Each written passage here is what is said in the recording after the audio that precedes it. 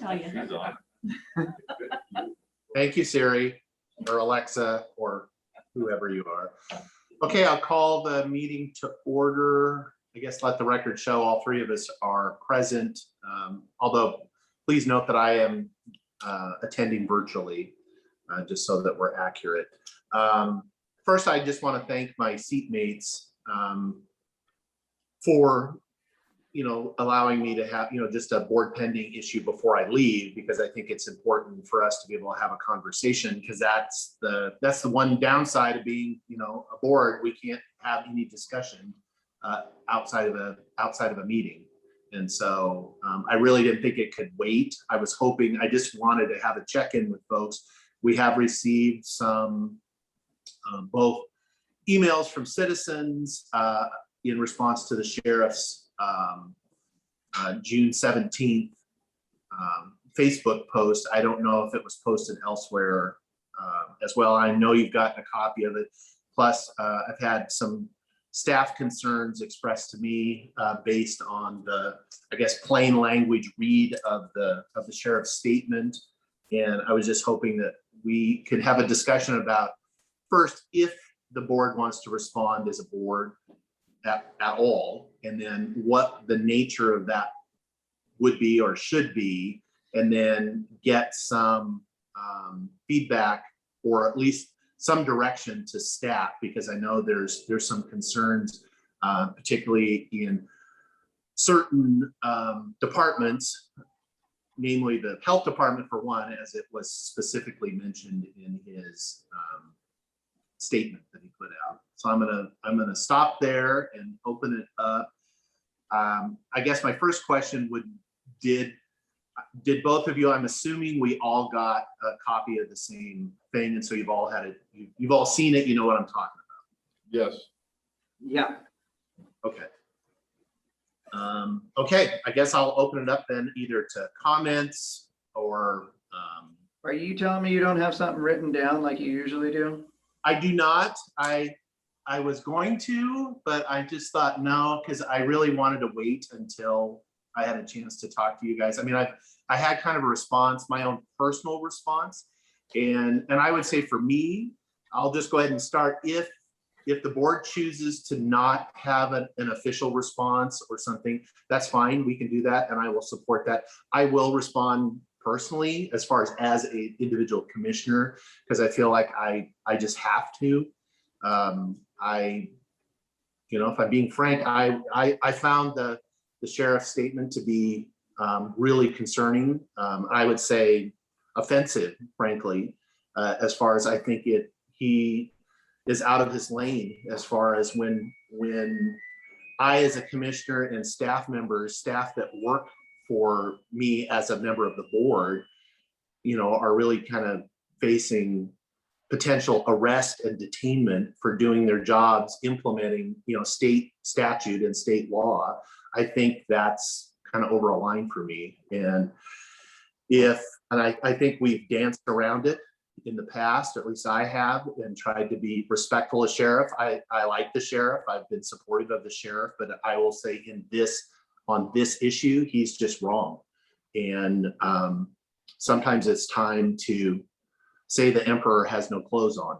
And for those of us old enough that understand the reference, we know what we're talking about. But I just think he's wrong, and I don't take kindly to being threatened with arrest and detention for doing my job. If he determines, I'm doing my job, that in the course of exercising my authority to do my job, that I am violating somebody's constitutional rights, in his opinion, that I would be subject to arrest and detainment is just unacceptable. So Normally, where I'm at is kind of look the other way, it'll go away kind of the scenario, but I agree with you on this one. This one, when I read it, it was actually on my birthday. It irked me. Read it multiple times over the weekend, and it just continued to irk me.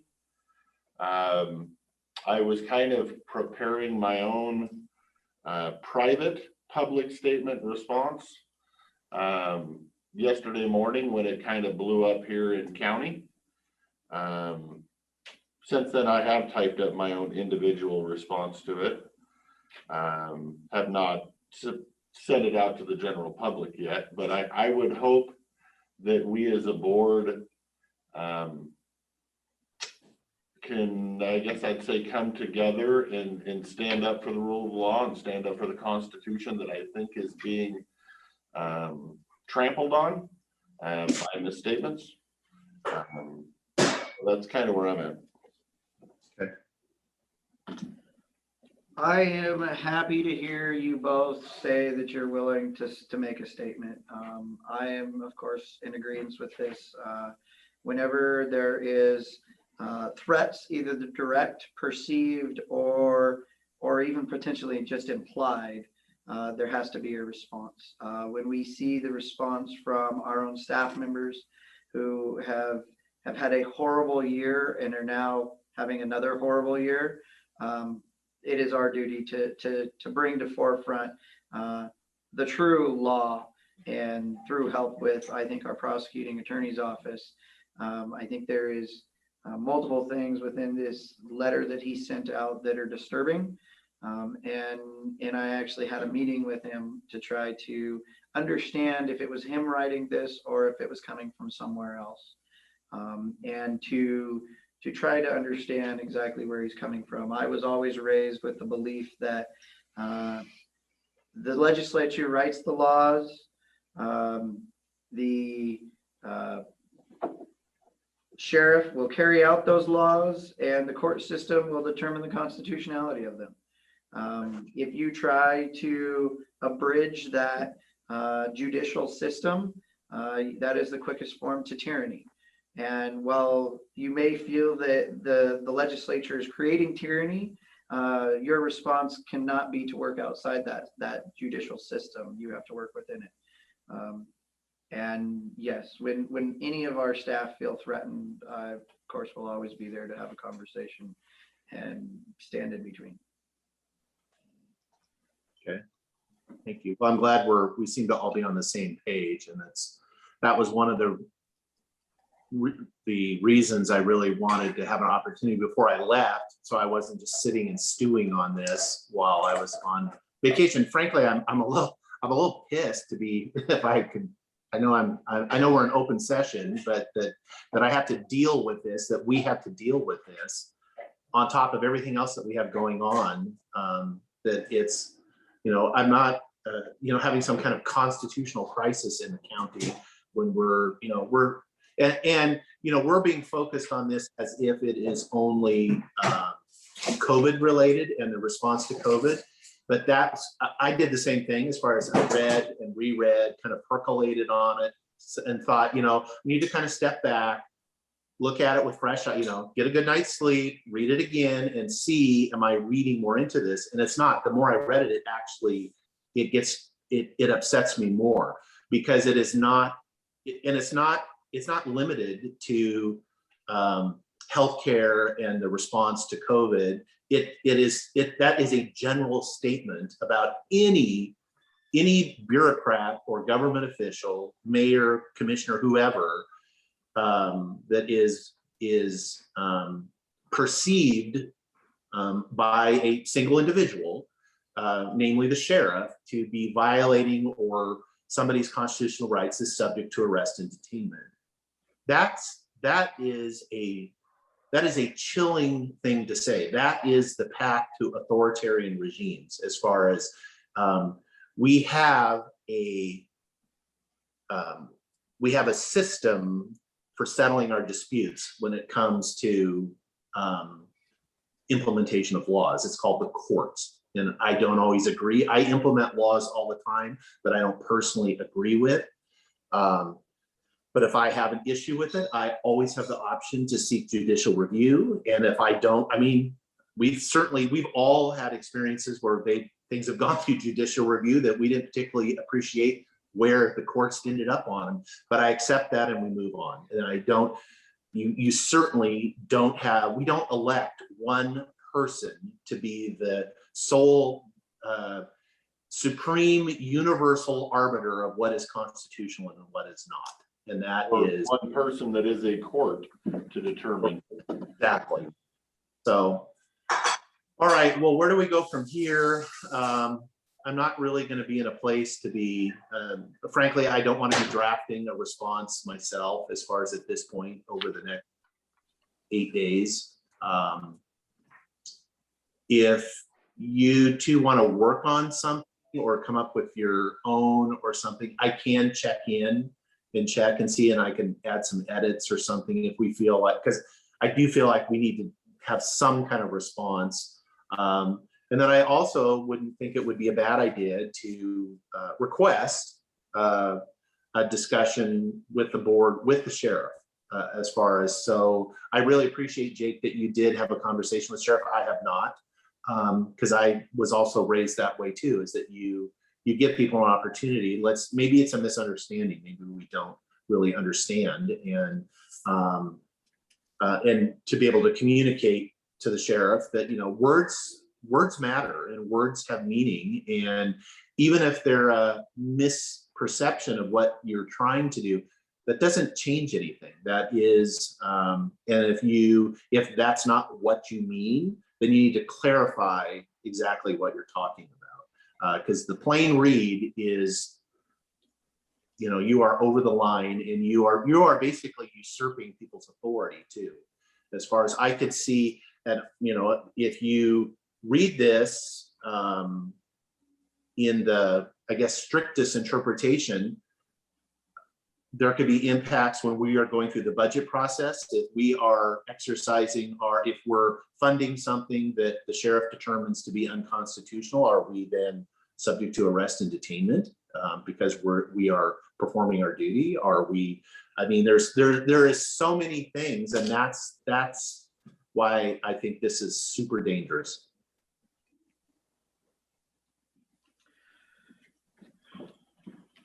Do we want, prosecutor, would you like to say anything? Q? Well, I just say, I appreciate the comments from the board. I know I talked to the health director, when I first read it, I just thought it was another press release. I reread it, shared it with my wife, who reread it. Kind of every time we read it, we get more concerned. I mean, we paid to take precautions over the weekend to install additional security provisions. I now have an attorney on retainer in case I'm arrested and detained by the sheriff under the literal interpretation of his letter. I can be arrested and detained for prosecuting a felon or domestic abuser for having a firearm because that interferes with the right to bear arms. I could be prosecuted, arrested, detained for prosecuting for someone driving on suspended license or under the influence of alcohol because that interferes with their right to travel.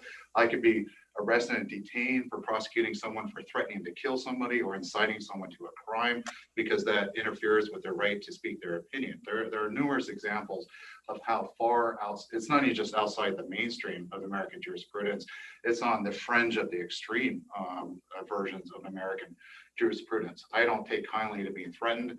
I feel this is a direct threat. At this point, I don't think I can really stay silent to the threatening to staff, threatening to me, threatening to my staff. And I, this compounded with other issues I shared with the board. I think the board should seriously consider whether our corrections facility or jail should be not overseen by a body that at least somewhat more sensitive to the legal and financial implications of the actions in the jail. The board is much more sensitive to financial exposure and liability concerns for administering the jail. And I think this letter is just and the fact that he apparently doubled down when Commissioner Anderson tried to talk to him about it is even more dangerous.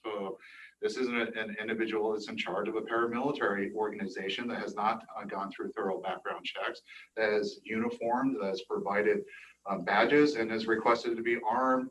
And that last week underwent all key CISO personnel, most of the posse went under 3-hour indoctrination trainings, as reported to me, encouraging officers to commit acts of sedition against federal authorities and take the law upon themselves.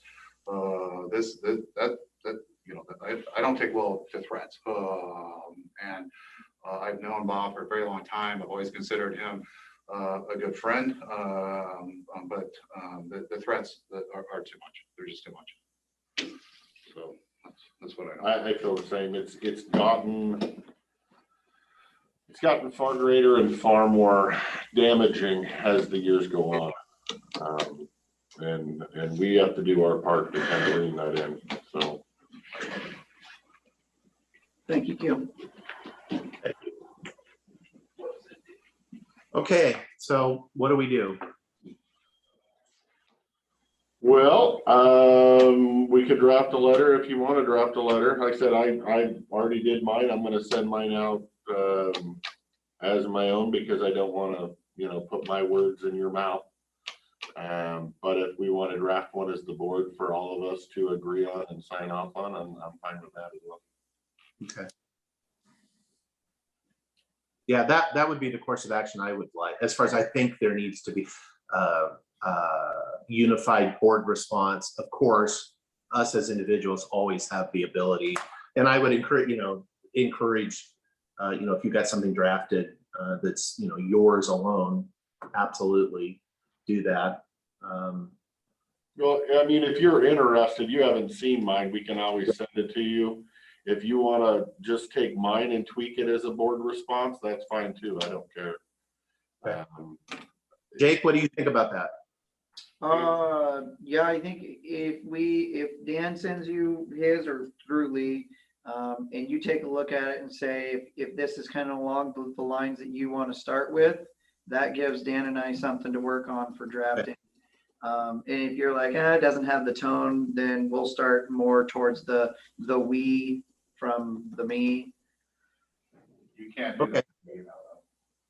Can't do that via email. Yeah, that makes it open meeting. That's true. Yeah. Oh, Right. You want me to read you what I have, Dave? There you go. That would work. I know Jake wants me to read it. please. All right. It says, I'd like to start by saying that I am a true supporter and ally of law enforcement. They have a job that is not only hard on them personally, but also hard on their families. I respect that, and we owe them all a debt of gratitude. I also fully understand the fear our law enforcement personnel and staff are going through with this latest political season of attacks on law enforcement, lawsuits, the defund the police narrative, in our state legislature's creation of laws that hamstring law enforcement's ability to uphold the law and keep our citizens safe from the wolves that roam our streets. But with that, I must call out the actions of Sheriff Songer for his latest public statement released on June 17, 2001. While I truly appreciate Sheriff Songer for all that he has done for the citizens of this great county and for his deep love and respect of the Constitution, I cannot sit by with closed lips when he releases a statement that I myself, county residents, and county employees find threatening and intimidating. We do live in a nation of laws bound by the Constitution. While you will not find a stronger supporter of the Constitution than myself, we must not pick and choose what part of the Constitution we are going to follow on any given day. I took an oath to support and defend the Constitution. In that Constitution, our founders wrote the first, second, and third articles dealing with the separations of powers. In doing so, they gave the power to determine what is or what is not constitutional to the courts. So whether I personally like a particular law, mandate, governor declaration, or if I personally think it is unconstitutional, under the Constitution, it is the courts that decide what is or is not constitutional, not you and not I. This rhetoric of threatening and trying to intimidate elected officials or county employees of the health department with arrest and prosecution for following state mandates and proclamations before they are ruled on by the court is going too far. Our county employees should not be made to feel unsafe in their work environment. Like it or not, people should be allowed to do their job without fear of personal or physical attacks caused by the rhetoric of a public official. I will go further to say that the Board of County Commissioners is currently following the State Department of Labor and Industries mandate on masks for unvaccinated people in our county buildings. While the commissioners may not all agree with the mandate's constitutionality, It is the courts that get to decide its legality, not us. Now, if Sheriff Songer wants to make a point or set an example by arresting or seeking prosecution against anyone, let it be me for my actions for following the current LNI mandates, not our employees. I am currently sitting in the commissioner's chambers doing my job while upholding the Constitution and the separation of powers that was written in our beloved Constitution and the generation of heroes fought and died for.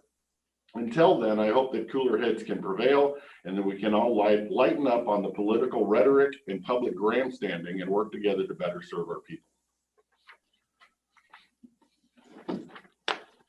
Very well done. There's nothing in there that I couldn't support. So just take this. I mean, it's in your voice, just like I speak in my own voice and Jake does his, but I don't, as far as with there's nothing in there that I couldn't support. So something along those lines would be fine with me. All right. Mr. Chairman, staff could transform Dan's letter into a letter from the board and have it ready for signature this afternoon. Okay. Yeah, that would be, yeah, there we go. That gets us, staff can prepare the letter, so we're not editing outside of an open meeting between ourselves. We don't and can't do that. Okay, I would be, Jake, are you okay with that? Are you gonna call in to voice your support for it, or the two of us? I think the two of you, unless you want to, because I will be, if it was done, I don't get on the plane until 1:30, but then I won't be off. I'll be in the air until 6 p.m. Pacific time. So it would have to be, I would have to, Well, that's what I'm kind of thinking. Are you going to be able to look over this before you get on the plane? I don't know that our staff can crack it out that early, but Oh, yeah. she said, oh yeah, she can crack it out that early. You can look at it during the lunch break. have it before the 1 o'clock, I will check back in before I get on the plane and give my thumbs up or thumbs down. If something happens, like I've been arrested or detained, go ahead without me. I would like all three of our names on it, though. I do too. I think I would. matters. And so if we can't get it to you by, we all open it at 1. If we have it at 1, you can look at it, call in to the phone number for a few minutes. We'll make a motion to approve it, and then we can sign it. Right. And then we can move from there. Okay, that That'll sounds, work. All right. We'll put that as the first agenda item if we can get it done. okay. And then lastly, But I will right now, I will hand off I will just, as far as the vice chair will be running the meeting, as far as from the very beginning. So it's like, I don't want to be doing anything as far as I'm going up the Yep. ramp toward the plane. Yep. So. last thing is, you wanted to have the sheriff in here for a discussion. Do you want to do that next week with just the two of us? Would you call in for 30 minutes while you're on vacation? What is your preference? Yeah, I would. I think it's important enough. I can do it. I am getting back on the plane on Tuesday, but I don't think we leave until it's late. So actually, any time during the day would work for me, and I'll just call in for that. Look at your schedule, figure out when would be good to schedule that, and then contact Lee and have her schedule it for when it's best for you. Okay, I will do that. Enjoy your vacation. I will. The middle of your vacation, the ends are getting kind of ruined, but the middle is okay. All right. Well, thank you. I'm going to go get in the car and drive to the airport right now. So. Have a good day. Goodbye, sir. All right. I'll see you later. You have this via email, so you should be set. Yes, sir. Erin, is there anything you wanted to say? No, I just, definitely appreciate you all listening to the concerns from the health department. Obviously, the language was really concerning. There's a lot of churn in my office. My staff are concerned that they're going to be detained for carrying out the duties that are prescribed to them by county ordinance, state statute, and law. And just not knowing really where to go with this and how to handle that as a department and continue to serve the county residents in all the work that we do that is outside of COVID. And if this, if this language carries over to other duties outside of COVID, so, do I now need to be concerned about food inspections or septic inspections, or, how far that will go? And so just, I'd like to thank all of the commissioners and the PA for talking with me over the last couple of days and kind of helping me understand the process and reassure my staff with where we'll be going forward. So thank you. Thank you, Aaron. Q, did you have something you want to say? Well, I just, speaking to the board and to the PAs, I just have a little statement I shared a little bit, that rest assured that Klickitat County Prosecuting Attorney's Office will continue to uphold the laws of our county, state, and country as they are lawfully enacted by the legislature, approved by the executive, and interpreted by the courts. I steadfastly remain committed to the rule of law regardless of threats to my freedom and safety. I will continue to perform my duties pursuant to my oaths to uphold the laws and the constitutions of our country and state without regard to political party or positions. To be ruled by the whims of any person and not by the rule of law is the quickest path to tyranny. The sheriff does not have the authority to determine the constitutionality of laws in his role as sheriff. See the Washington Constitution, Article 4, Section 1, Colvin versus Inslee, 195, Win F. 2nd, 875, decided 2020. In fact, Washington law explicitly forbids a sheriff from practicing law. See RCW 36.28.110. Threatening public health department personnel and other government officials, including myself, with the loss of liberty based on running afoul of his extreme and misinformed interpretations of the Constitution and laws of the United States and the state of Washington is the prime example of why our founding fathers instituted a limited government controlled by rigorous checks and balances. According to the sheriff's statement on June 17th, I may be subject to arrest and detention for lawful prosecution of a firearm by felons, to keep and bear arms, for prosecuting those that to threaten to kill, right to free speech, threatened with arrest and detention for prosecuting DUIs. All these charges are routinely referred to me as the Klickitat County Sheriff's Office, and will continue to be prosecuted when there is sufficient evidence to show beyond a reasonable doubt a crime is committed. I would not be intimidated from doing my job and will no longer remain silent when I see clear threats to the rule of law in Klickitat County and the liberty and safety of county employees simply seeking to serve and protect our community. Well done, sir. Thank you. Sue, I see you're on. Is there anything you wanted to say? We have 3 minutes left. You done mute yourself? There you go. Now you're unmuted. Hi, I really appreciate this conversation, and I especially appreciate your attempt, Commissioner Anderson, to sit down with the sheriff and clarify. This is very concerning to me as a public health professional and as a citizen. I think Dave hit it on the head when he said this is out of the sheriff's lane. And so, what next? Yeah, he is an elected official. It's perplexing, and so hopefully we'll look for guidance. We want to do the best for our citizens, and anyway, I'm here mostly to learn. So thank you. Thank you, Sue. And I guess the only thing, since this is all being recorded, Q, if someone were to be arrested that is a county employee for exercising their duties, how long would it be before they would be out of the jail?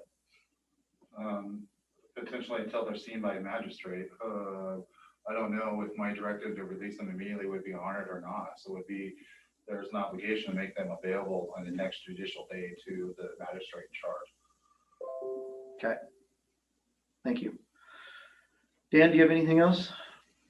No, hopefully, hopefully this sends a statement to, because I honestly believe that Bob is a good man. I obviously believe that our sheriff is doing what he thinks is right. I just think he sometimes gets a little carried away with the political grandstanding to the base. And so I hope that's kind of all this is, and this kind of gets a little check and balance, and we can all get back to work serving our people. Yeah. And for me, I want to keep the peace. I want to keep the relationships between departments, and I want the sheriff to recognize that what you say has meaning and it impacts the people that you work with on a daily basis. And I like Bob. I think he's a great guy. He has a lifetime of dedication and service, and I respect that. But at times when you make a statement, sometimes other people have to make a statement back. And I think we now need to closely monitor the situation to see where we need to go from here, because I mean, I'm also thinking, like the prosecutor was saying, with, maybe we need to look into making the jail a county department. I also think maybe we need to look at putting something possibly in the sheriff's budget, or a line item in the sheriff's budget to cover potential litigations caused by the sheriff's department. So there's things we could do in there to help the taxpayers be more safe. So we'll have discussions as we go forward, I'm sure. All right. With that, we are going to close this open meeting and move to department update from Public Works. Thanks, everybody. Thank you, Q. Thank you, Aaron. Thank you, Sue, for calling in. Hello, Gordy. Thank you. Morning. Got good news for us? You gotta take 5 for us. Yeah, always. Go ahead. Gordy walks in, has absolutely no idea what's going on. I could read between the lines.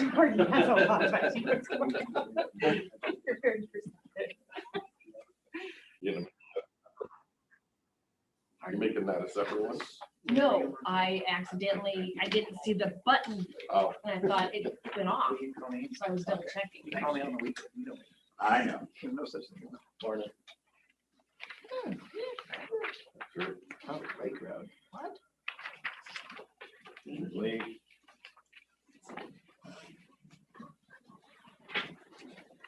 Isn't there a park at the end of this thing or something?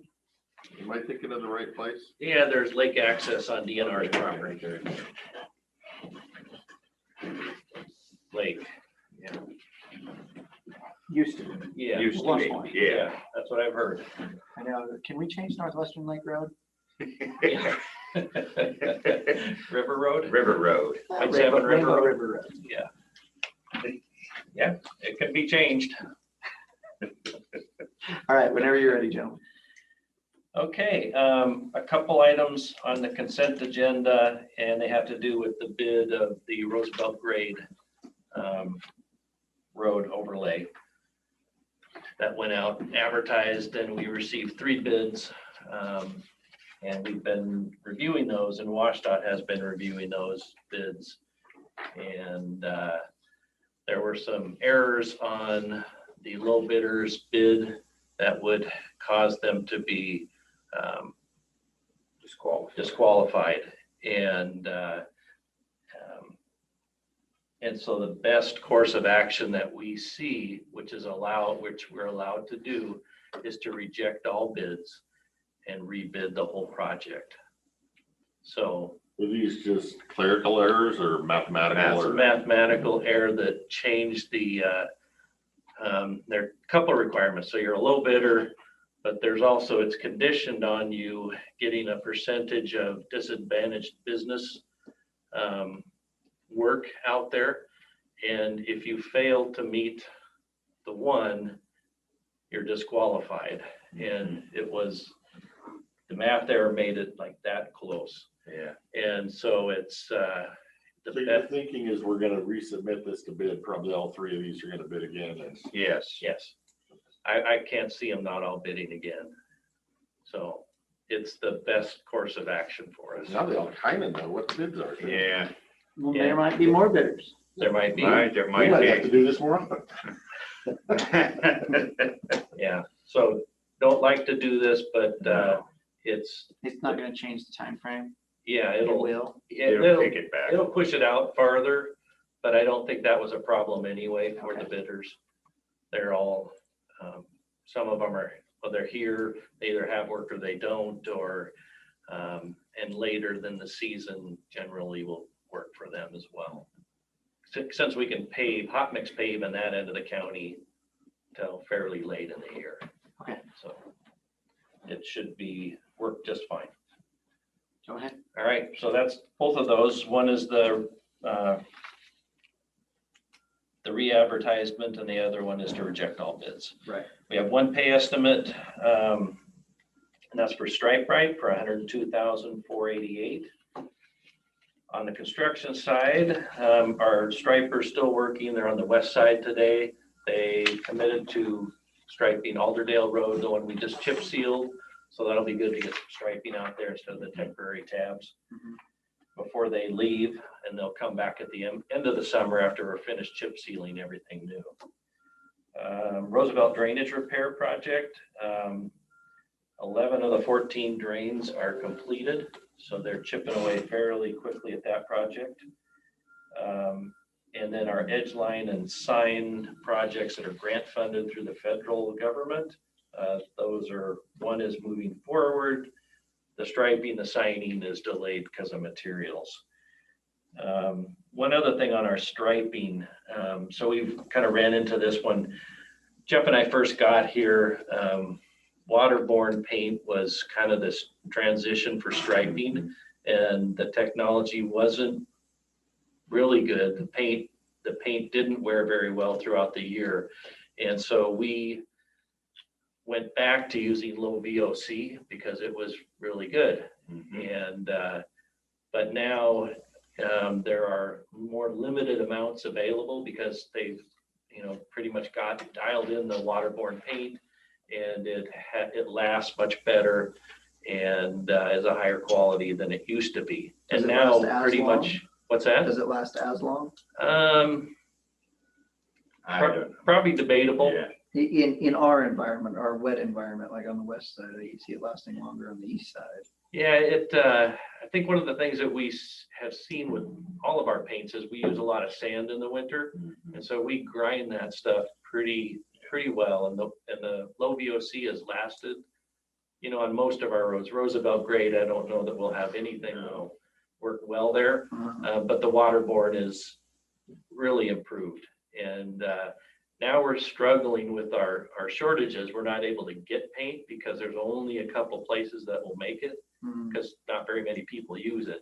And then the equipment that the stripers have, they've all gone to the waterborne. So the stuff you see roll out here is, like antiques now. And so it takes a lot to keep them going. So I think we're thinking about transitioning over just because our shortages and the people that come here to stripe aren't able to get material. What's the difference in prices between waterborne and low VOCs? Like the fact that there's nobody making it anymore, is the competition a lot, less, so they can charge higher prices?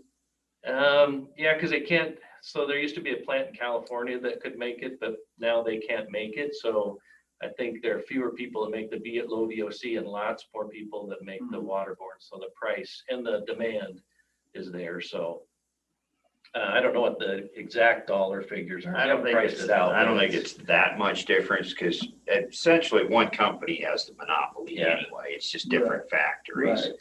So it's a little bit less. I don't think it's not going to be substantial. We won't see, We're not big gonna see savings, savings. not big savings.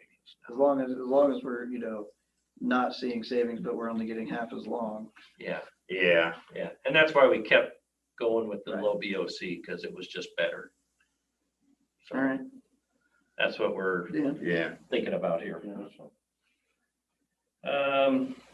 All right, so Courtney Road, so we're still on track. We'll set this back, so we'll get that deviation waiver that we got approved from WashDOT in your guys' view next week, probably. Get it on the agenda.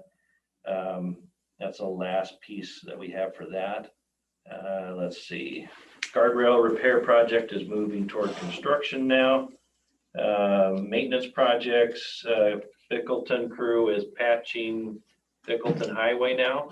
So I know that was a concern that you had, Dan. And so that one's getting done first, and then they'll continue patching everywhere else and grading. And I think the west end's still doing some mowing and vegetation removal. But pretty much we're back to patching and grading. And Yeah, you got up by me yesterday too, so. oh yeah, all right. Let's see, facility side. The building's still moving forward. You can see we're working on Court Street. We got rid of some soft material yesterday, and they're rolling out fabric and gonna put some crushed rock to kind of fill that hole that's there. And the concrete guys are finishing the wall, and there's a lot of work on the east and the corner of the building by the alley. There's some walls that go in there and a couple of ramps down into the building. So they're working on those. All the trades are working inside. It's starting to come together. You know, if you guys want to go over for another visit, maybe in a week or two or whenever, just let me know. Absolutely. I like seeing it get built. Yeah, whenever there's something to see that you think we need to see it, I'm always game. So. Yeah, I think in a couple of weeks, they'll have a lot more done inside, and it might be a bigger change than where we're at now. Let's see. Courthouse entries. So we've started work demoing the south side, some of that sidewalk in front of the entrance to the jail. So we'll kind of do that in phases so we don't shut down both. Is that whole thing over there getting redone? Yes. I mean, literally from the jail all the way to our entrance over here. Yeah. So we're doing it. So Yes. this contractor over here is doing the front, and they're wrapping around to the stairway. Jeff's contractor is doing from the stairway to Grant Street. Everything will be new. Yeah. When they asked me a question on on the radio on when all that would be done, and I'm like, This summer. Yes. it's only at least a couple weeks, Yeah. more like a couple months, but yeah. Yeah, by the time our contractor finishes his work out front, Jeff's gets done, it'll be most of the summer. Okay. Yeah. Let's see, fairgrounds, we got the new PA, and so it'll be installed before fair, which is good. They're painting the west side of the Pioneer Center this week. I don't know if you want to talk about. Nothing really new on the radio side. Okay. Last week, we met with the Trout Lake Community Council at, Jeff and I did at Trout Lake Park. And then we also took a stroll over to Lake Road. So the park we had talked about there are a couple things that, well, I have a big list that I took notes on, but I think the main thing we looked at was, or tried to kind of focus in on priorities, which are there basically two top priorities, and then getting a grant or going after a RCO grant next year to try and fund some of those things. So basically if we have two water systems that come in basically, or two sets of lines. We have a lower restroom and an upper one. And one of their main requests is we'd like to see the water left on. So right now we open up the water late and we close it after the fire burn ban is off or it's lifted. And so basically that's sometime in October typically. But we're open till the end of November. But the water system in past years, you know, we spent like $4,000 to $7,000 repairing damage to it because it sits on the top of that basalt shelf that's out there. When it was originally installed, they went basically as far as they could go. And so it's fairly shallow in some places and freezes. And if we don't blow it out before the frost sets in over there. So that's kind of their top priority, is trying to get water that's frost-free to one of those locations. The second one is the playground area, to upgrade the playground equipment, which is, some of it looks like the stuff I used when I was a kid. Probably it's- was the stuff you used as a kid. It's old. Pretty old, yeah.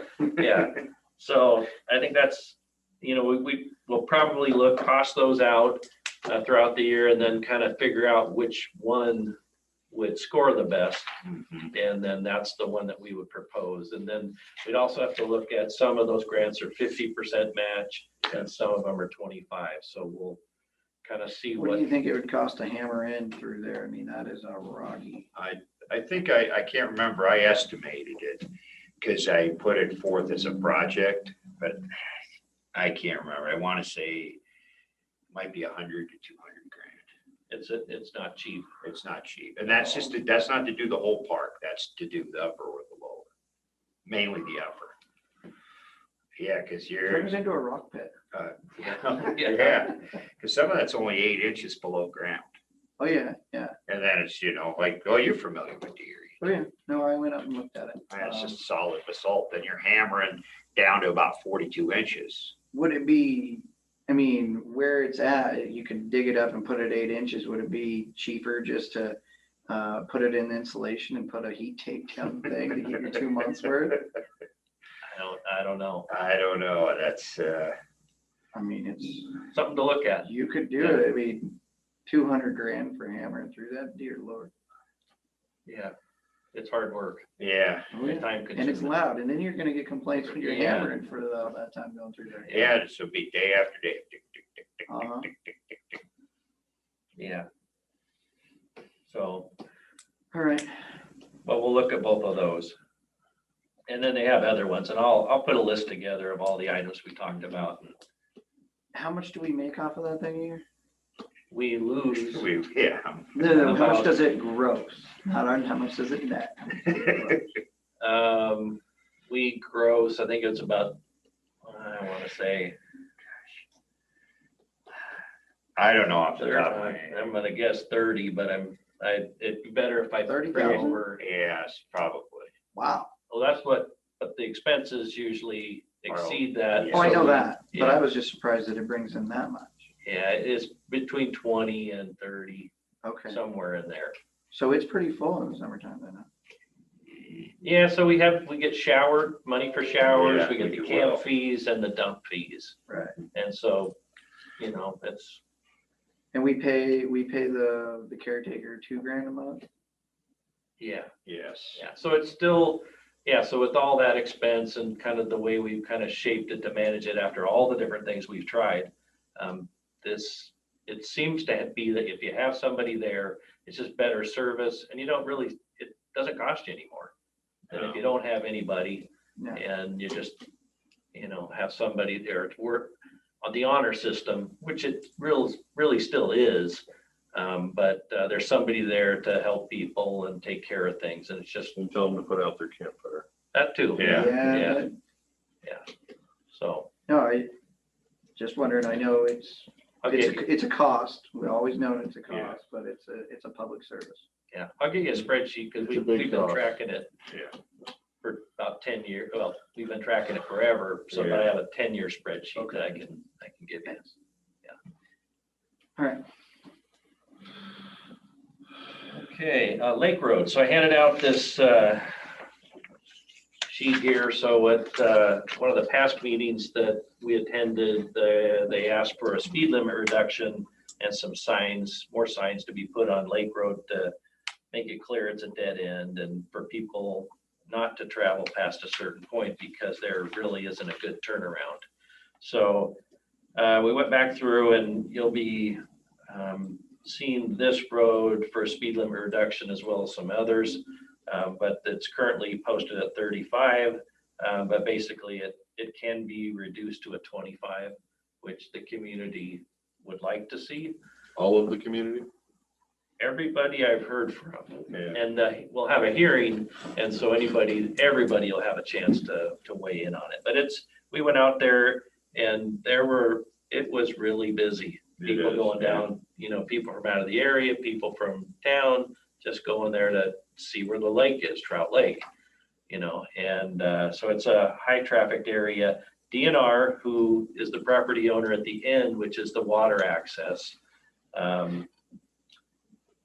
they would like to see us not have people go all the way down to the end Oh, with vehicles. Right. So what they would like to see, and the community actually proposed this too, was to gate it, because the road's pretty wide and open until you get to where that yellow square is. That's the last point where we could have a turnaround and the gate would be located, then you walk in.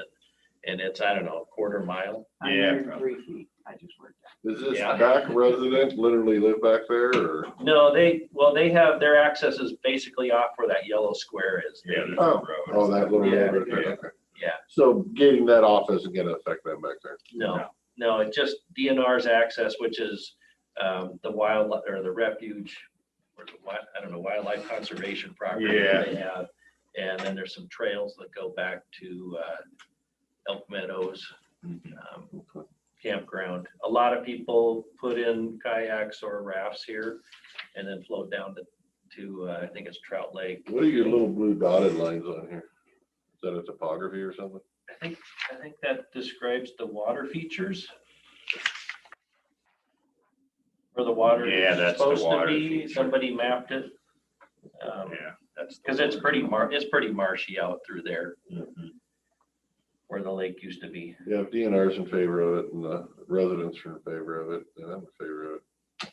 Yeah, so it's basically a project though. So there's cost to buy right away the yellow square, to build a turnaround, and then you'd have to build parking. So it's probably a wide shoulder for parallel parking along the road. Going from the yellow coming back towards it. Yeah, just a long lake road. But so you're thinking of gating it right there at the yellow. Yeah. Yeah, just past that, Y yeah, is.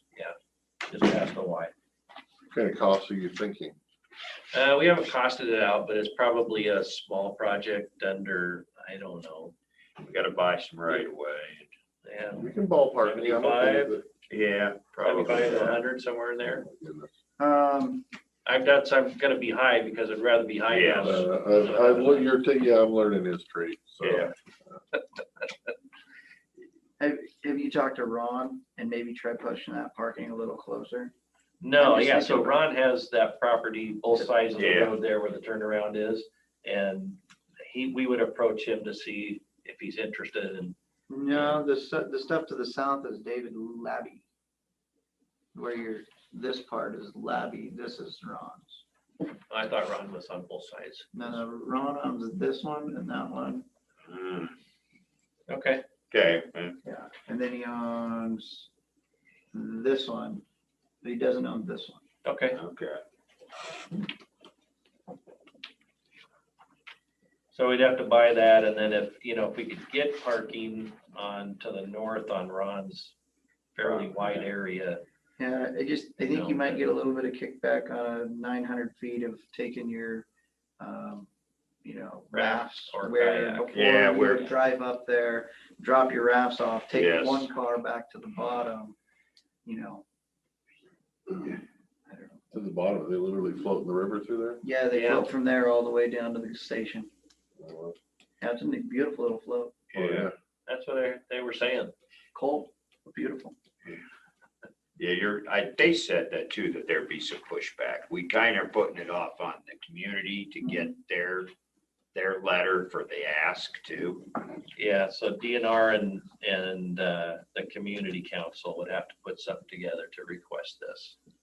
So they have to make sure that to get things started. Yeah, Loop me in with that. I know Ron pretty well, and there might be a way to get some sort of benefit from all sides.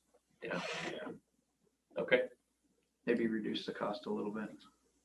sounds good.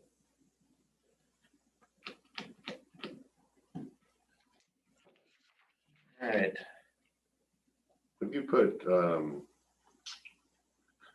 indicators out there to see what traffic is, or you just went out and looked at it yourself? We've done counts, but they're not from the summer months. right. So we want to do it through a weekend in the summer. But like I said, when Jeff and I were out there There were probably 20 people, Yeah, there was quite a few because just in the short time we were there that drove down. So everybody's still, or left. yeah, a lot of people still think it's a lake, so. Yeah. Maybe we have to change the name of it too, of the town. They were joking about Yeah. that. I think it's still advertised in some places as go see Trout Lake. Yeah. People come down there with their map. We saw the one Yeah. for looking for the lake. It's on the map. Yeah, where is it? So, Hey, it's first tourism, don't complain. Yeah. We still gotta get a corn dog when they come and go, so. yeah. All right, so Monday night, I'm gonna go talk to the Goldendale City Council and their road revision committee. Talk about Grant Street behind the jail. So we've talked about vacating that property, the road right of way, so we can have the whole area to redevelop as a parking lot. So Monday night I'll go there and talk to the council and their road. Next committee. Monday? Yes. 28th. Special meeting? Yeah, with their, Larry said it's their road Okay. committee. So it's not the city council, it's the I was gonna committee. say, Yeah, whatever committee that they have.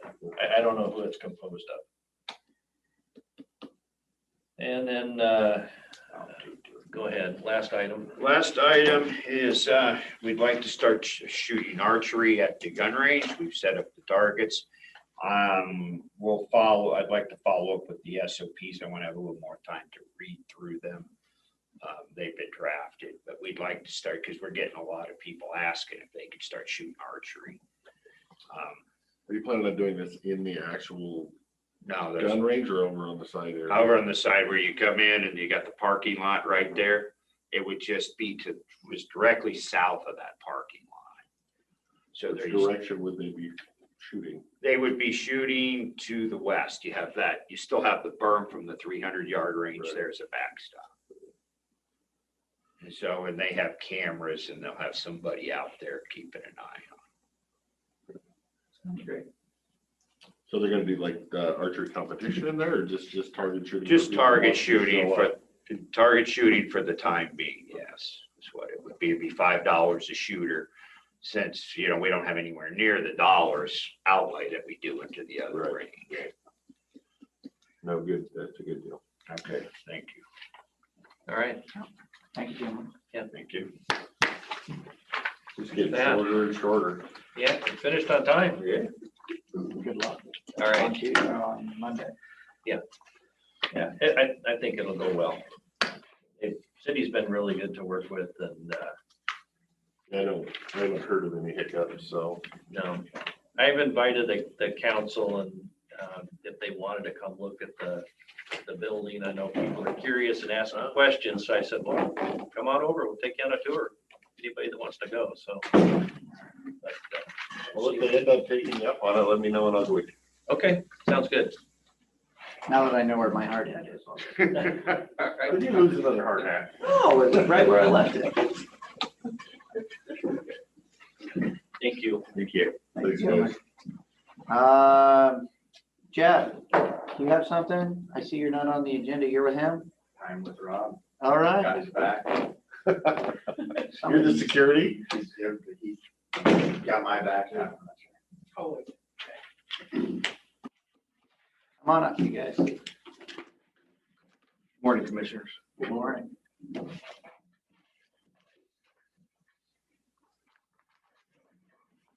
Just Jen and I today. I have some HR updates and a few verbal requests and then a couple IT comments and then Jen and I'll continue the budget discussion or other matters of fiscal concern. So I'll just jump right in if that's okay. So first and foremost, we welcomed Sandy Christopher to the HR department last week and we're thrilled to have her. She's doing a great job. She's already kind of jumped in the deep end of the pool this week and is doing a great job and I sincerely appreciate it. So we're welcome Sandy to the HR team. Asking for a verbal to advertise for a casual communication officer for the MD department. The current casual communication officer accepted The full-time position is currently open and is being advertised for. This would be a union position, step one, $18.58 an hour. Jeff, do you want to add anything to that? No, here to answer questions. Does that mean I have to have a question? Nope. You're at your pleasure. Go forth and good luck. Thank you, sir. Asking for verbal authorization to advertise for the clerical admin assistant 2 in elections, internal only for 10 days. If the auditor doesn't receive any internal applications, then we would move forward to post externally. We had an employee within the department request to be transferred to the accounts payable position, opening up the elections position. The current accounts AP clerk submitted her resignation last week. Heather, I know Brenda sent an email to the commissioners. Do you have anything to add to that? Not unless you have questions. No questions here. No questions here either. And the senior accountant / chief account position was posted last week with Prothman, where you're able to get through all of the posting information. And so it's posted internally as well on the NeoGov, but it's now Prothman has sent it out to 3 or 4 different major groups. So we hope to see some results there. So they send it out to 3 or 4 major groups. Well, they have a group, last I heard, 6,000 plus people in an email system. They have a Facebook, and then I can't remember the third one. They have a different place they post these positions, probably links to some of the fiscal groups in the states, financial groups. So they have a pretty extensive network of folks that they link these to. So, which is, I hope so, we do too. because we do a lot of that other stuff by ourselves. Yeah. No. Yes. Let you know that the contract for the EAP renewal is on the consent agenda today. Employees will start paying tax on the Washington State Long-Term Care Trust, January 1st, is that correct? Employees will have the option to opt out of paying for the tax if they can provide proof that they have their own personal policy. Proof of policies will need to be submitted to the state by November 1st. If the application is approved, the exempt employee must submit written notification to their employer. We will be meeting with the auditor's office to see how this will be implemented.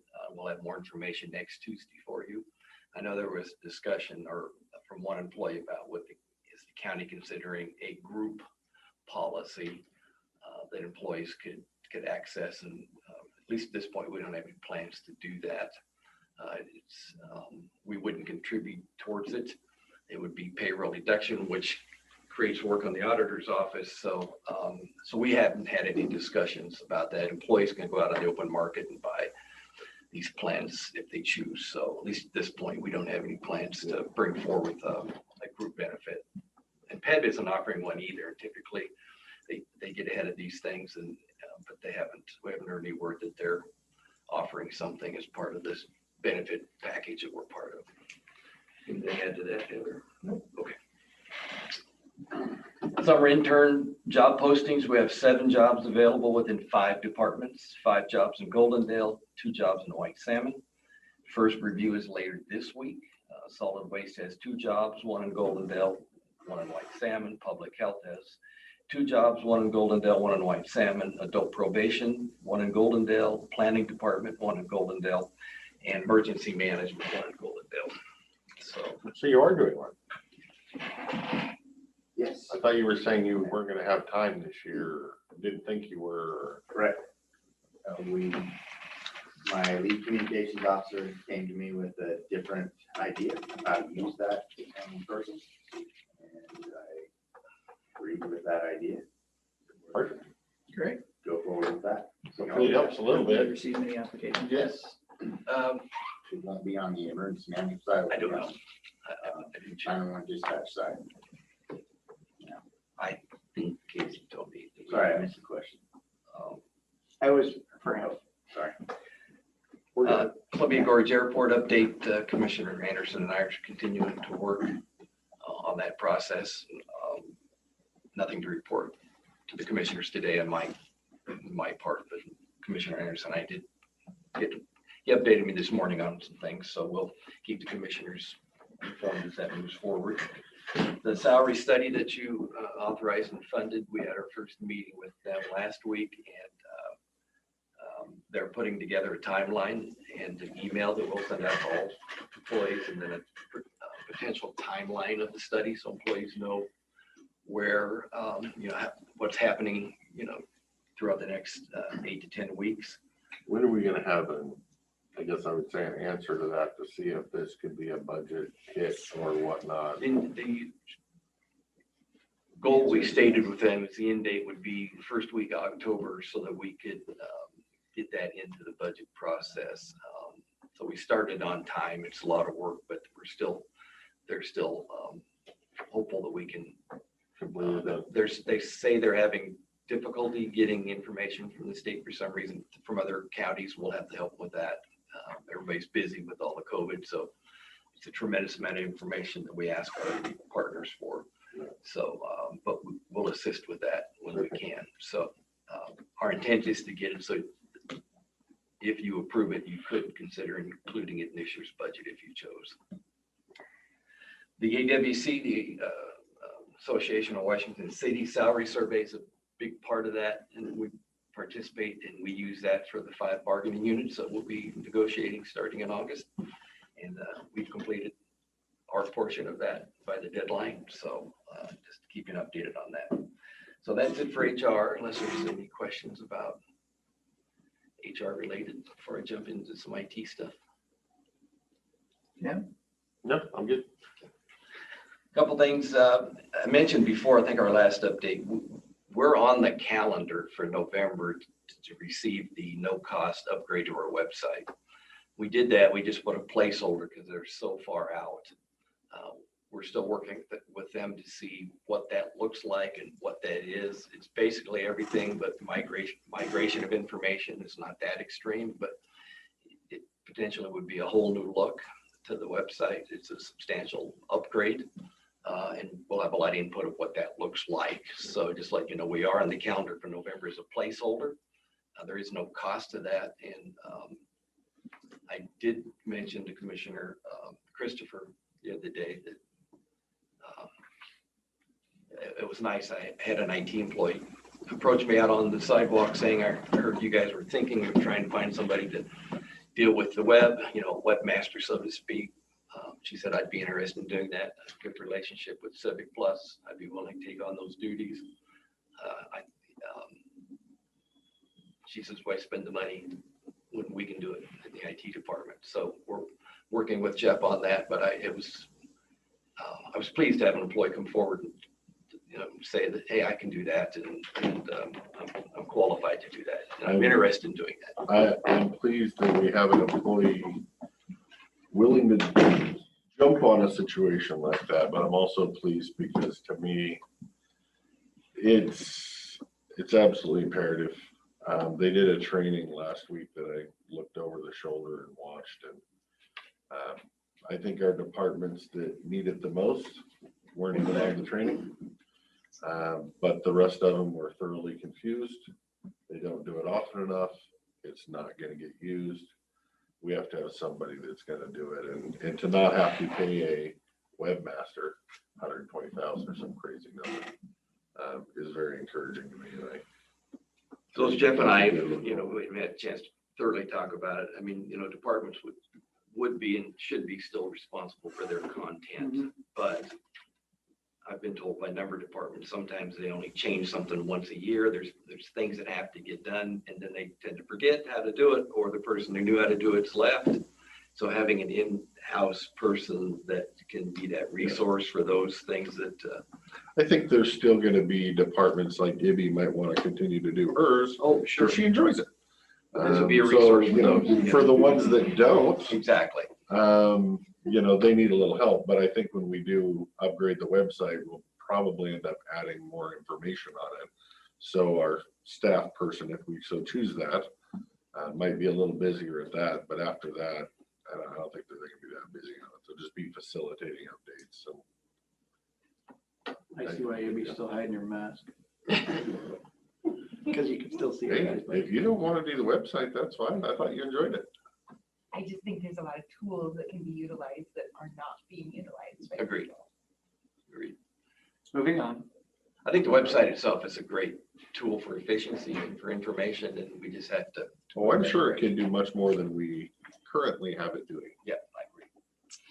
All right, we had a recommendation from the auditors last year that the county needed to select a national standard for risk assessment for our system, and we've done that. Management's responsible for safeguarding the accuracy and integrity of all the county data. We've adopted the Center for Internet Security. They have 18 different areas, and we're working on all 18 areas. Some of it's confidential information. We don't want to publish specific software we use for firewalls and other things like that, but we have adopted a national standard, and we've documented in 16 of the 18 what we're doing to comply with that national standard. It's an ongoing thing we'll always be doing, but we wanted to notify the commissioners that we have adopted that standard and have a lot of things in place already. And we just didn't have them underneath a standard. So we're working on that as well, which brings up an issue that we deal with on a daily basis that I think we're trying to put together a policy and procedure. Almost anything we buy these days plugs into the internet. The HVAC systems in the jail plug into the internet. Basically, the entire new building will plug into the internet.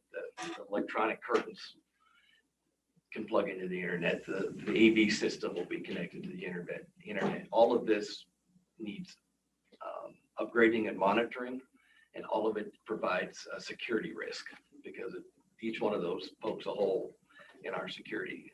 Even worked with the jail, or the sheriff's office, their new taser charging system is plugged into the internet to monitor to tasers, make sure that the software is updated. Each one of those, and we deal with dozens of these a day, are potential the risk to our system and require being monitored by staff, being plugged into the firewall. So we're doing a couple things. For the new building, I think we're creating 2 systems, so some of the things won't reside on the county's system where we have confidential information. It'll be a separate system. We're trying to figure that out.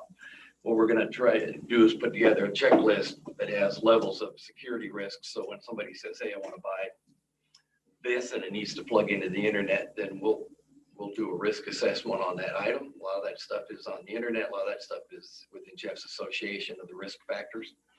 And then if Jeff can approve it, he will. If not, he'll kick it to me. And if I'm not comfortable approving it because of the risk potential, then I'll bring it to the commissioners for approval, so that we have so then the departments also realize what their process is. And if something rises to a high level of risk, I can't assume that, or Jeff can't assume that, we'll bring it to the commissioners. But just have a process in place to evaluate each one. And then departments would know ahead of time that they would need to let us know, so we can process whatever that item is through the system and protect the security of our data.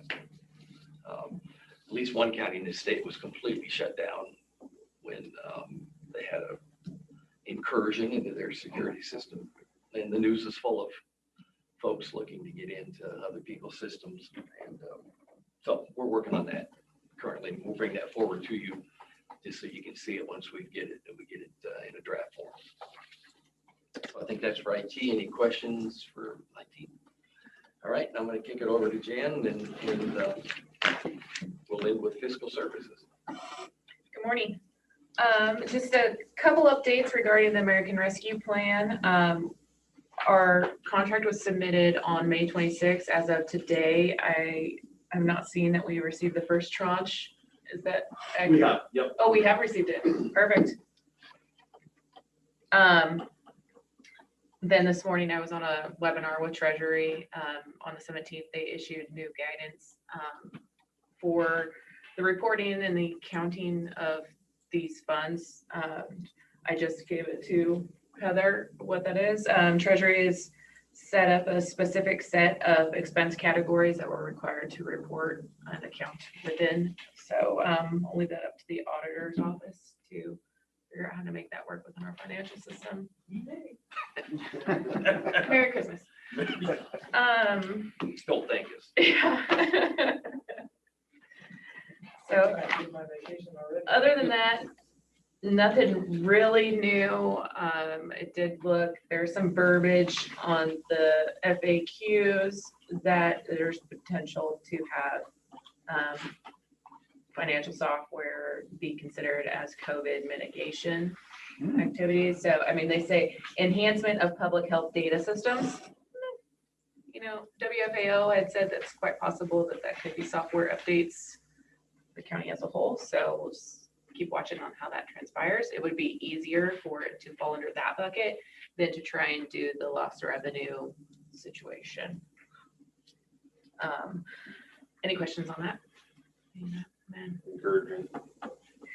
And then the rest of it, I was just gonna open the door to continue the discussion from last week on the budget analysis and direction from you guys as to where to go with the 2022 budget development process under the general fund. The auditor's office does need some direction on verbiage for the memo to go out to departments here really soon. Yeah, along that lines, it would normally go out this week, would it not? Yes. Like 29th or something. So Jen and I have talked about this today, but I think we talked about it last week. Maybe some direction, because that letter needs to go out, would be potentially to create a status quo budget with a disclaimer that there will be additional changes, but at least lets the departments get started on putting together their information. Most of them probably already have, but at least they know that they're not going to add anything potentially. Or you could put, don't add anything unless you have money to cover it like we did last year. So, but you know, the same direction gave last year with the disclaimer that, you know, this is a starting point and that additional direction will be given. And I think additional direction could be given to each department as see fit based on our conversations with them. But right now, when we're looking at the budget, we're looking at status quo. But if you've got big grants coming in, I don't know if it's natural resources or something, then you know, it's going to go up. So we have to put that caveat on in there. Just saying, I do have a question. Or if a department wants to spend money, and I'm just looking at you, not sitting behind the post, which is why everybody else sits behind the post. If a department wants to buy something, what is the dollar threshold that they have to come to us for approval? I think it's $5,000. That's not the process they have to go. I mean, they have to do other things to get different thresholds to get quotes and or verbal quotes, but I think the commissioners approve anything over $5,000. Yes, If it's IT, it's 1,500 for IT. Now, if it's something that's within the budget, say a department comes in and presents that, other than your automobiles, I do not look, you're giving those departments authorization when you approve that budget. But the automobiles do need to have But authorization. that line item will be in that budget. I'm just saying if there's a line item in that budget that doesn't say laptop, and then all of a sudden, can they go get a laptop? It has to go through. But anything over IT. 1,500 would have to come here if it's a laptop. It's still gonna go through IT though, which prepares that, helps that department and brings it to you. And then you got just chairs. See, Jeff chairs wouldn't go through IT though, so that would be, how did that have to come? That's why I'm confused, because if it's 5,000, why did that have to come there? Unless, was that just not in the budget, or are you just being friendly and sharing? So they're not specific line items in the budget for each item that we purchase, you know, in our general budget. You know, the line items are more general, small tools, minor equipment, so on and so forth. That was not in my original plan for that year. Okay. So I sought your additional approval.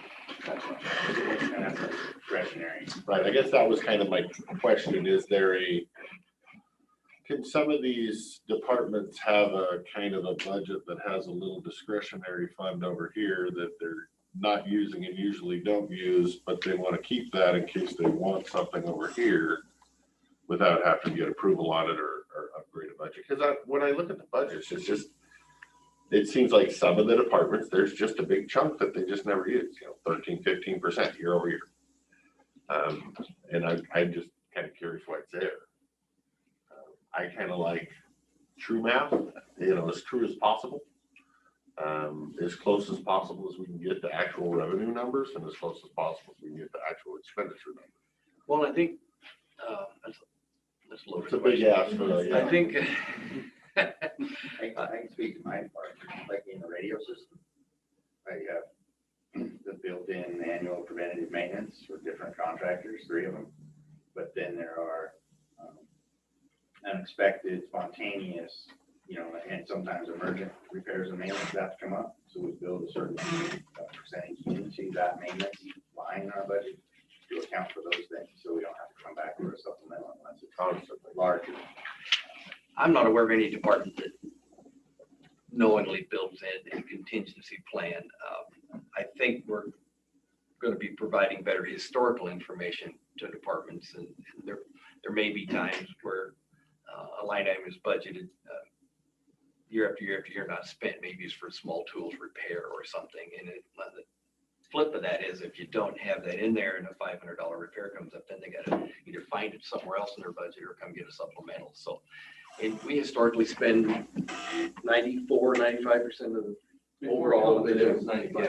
And I don't think you want to spend 100% because then you start, it's good to have a balance. And I think in some cases they're making educated guesses based on prior years of so it's hard to get it exact. And I would speak to like the revenue side on like REIT, for example. Nobody would have predicted the amount of transactions that would be going through for real estate. So we put in what was the best number. Interest income is another one. I mean, who would have, we adjusted it down in the last budget. We did kind of look and go, we don't think it's going to be as good, but we didn't think it was going to be as bad. So when you're looking at those numbers, you're kind of looking at history to project to the future. And sometimes. But now when you do the next one, what would you take, say that REIT number, would you, last year we made this, or would you go, no, let's just be safe? I would probably not put it way up to the sky. But I would maybe raise it a little adjust your bit. floor a little bit. Yeah, See if you get a historical average. Right, because you're not going to suspect it's going to get to a peak and stay there, keep going at the projected schedule. Right. But, but then you could be wrong, like interest, for example. I would suspect that we will have a very low interest number for next year. And we would beat it, which would be okay. But we're going to have to really ratchet that back.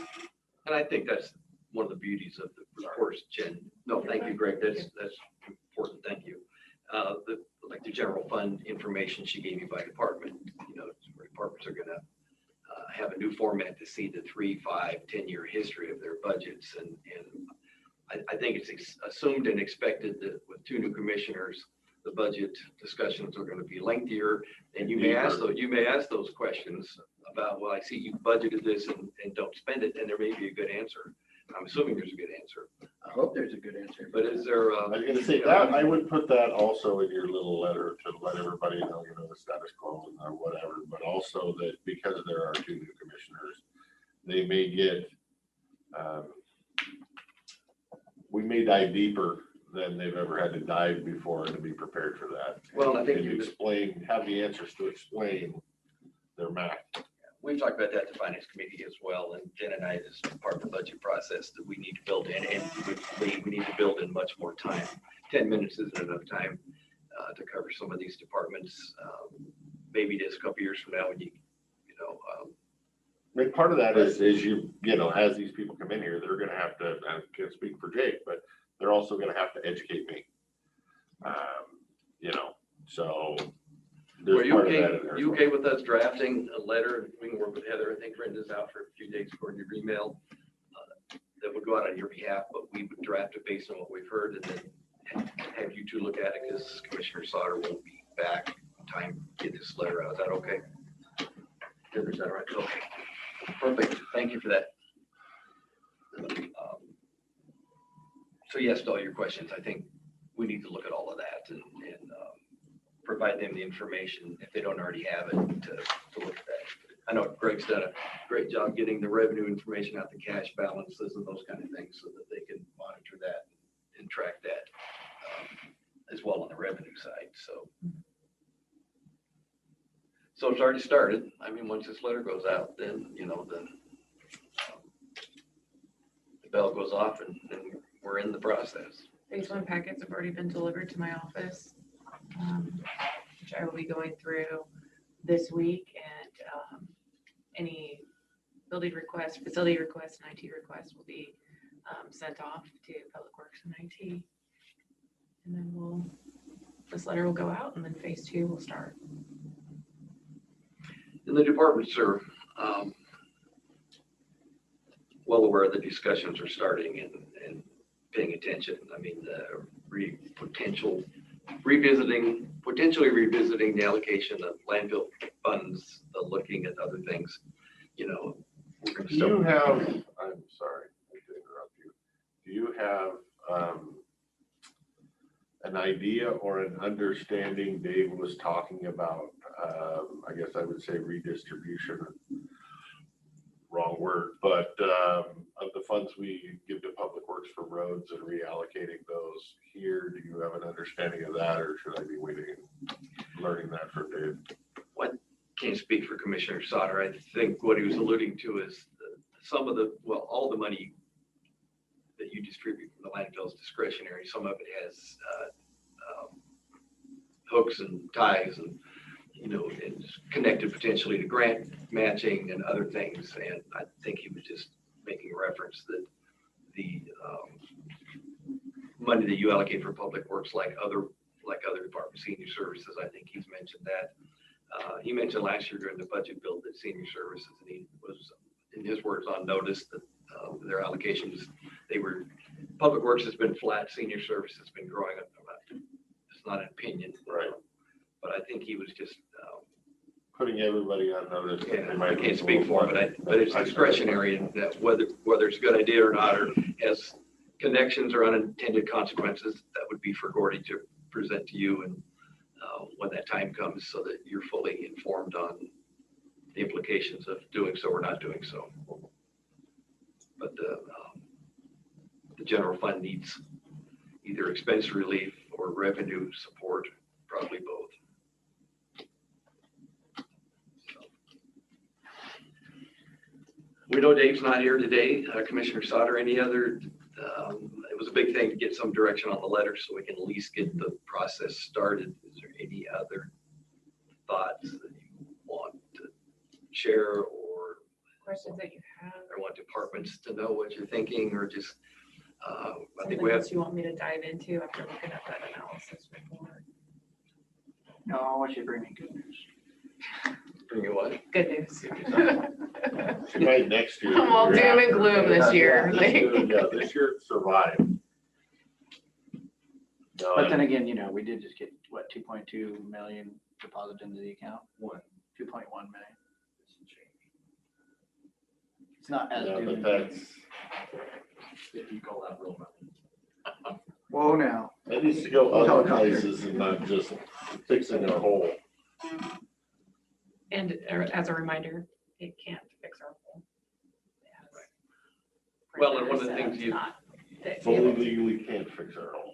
one of the things Because that's gonna be asked by out there is what I use that to fix that. So, okay, We can recover lost revenue, not revenue off of a growth rate, whether it's ours or whether it's the federal 4.1% growth rate.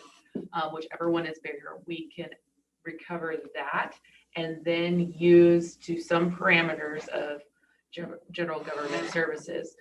But we cannot use it off of prior to COVID projections, AKA budgets that we. okay, so, first question would be, you've got new updates on what it can and can't be used for. Could it be used for purchasing of the body cameras for the sheriff's department? I mean, If that somehow fell under COVID mitigation, yes. I don't know that if we spend it on smaller items, that's not a small item. well, it's not a huge item either. I don't know, I'm just kind of scared of the amount of paperwork involved to do a bunch of smaller items as opposed to bigger items. So this is a question, not a statement. Looking at Jen, we haven't rehearsed this one. We haven't rehearsed anything. Yeah, that's true. if we can capture some of this, I believe under the proper categories, it could free up other funds that could do that kind of thing because you freed up other money potentially. We just have to make sure it's captured under the required general government services. Then we can potentially free up. And one thing you've talked about trying to fund with this, and you've said it, I think each of you, but not officially nor a resolution, that the financial software would be a primary use of trying to use this money, which would be 1 million plus. I'm assuming, we don't know for sure, but we're all pretty much assuming it's $1 million to $1.25 million. So that would pretty much eat up the first payment, and we've all kind of talked about until this second one shows up. There's no guarantee we're going to get it. Years a long ways away, but anyway. There's another couple things that I learned this morning is that we also have to make public, potentially public statements and definitely transparency, that we are hitting the White House's agenda as well. And so there's a couple White House memos. So that really hit home with civil rights and equal opportunity and We have to diversity. spend part of this on that. We have to make it transparent that we are hitting all of the White House's agenda. So I will dive more into that. I just learned that like an hour and a half Sounds like the ago. body cameras are now in.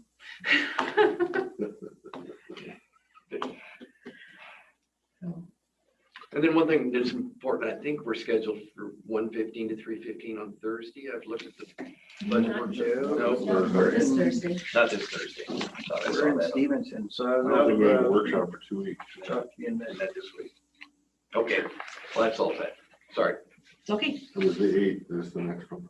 Because I think one of the big things we talked about was a lot of the things you discussed at the last meeting, all should be discussed, all should be looked at, all relevant, but each one of those has a whole different set of participants, whether it be an outside entity or departments or fund manager, or whoever, each of those has a different constituency internally and externally. And trying to narrow that list down to the ones you want to, there was a lot of discussion about the wastewater, so who would be involved in that discussion and who would be part of it and who would lead it. And, you also talked about fees, isn't a significant amount of money, but it should be looked at, but it wouldn't be relevant to this year's budget necessarily. So that work could take place over the course of the year, potentially. Yes, I'm gonna apologize in advance to everybody for making your budget process messy this year. Just But that's the way it's gonna be, thorough. thoroughly messy. No. So that's, that's kind of some of the direction we'll need early as we can get it from you or not. I mean, if none of those discussions are going to happen, then. So. They all need to happen, but they all need to happen in the order of relevance, I guess I would Some can say. happen for this budget process. Some can happen for next, start now to be ready for next year.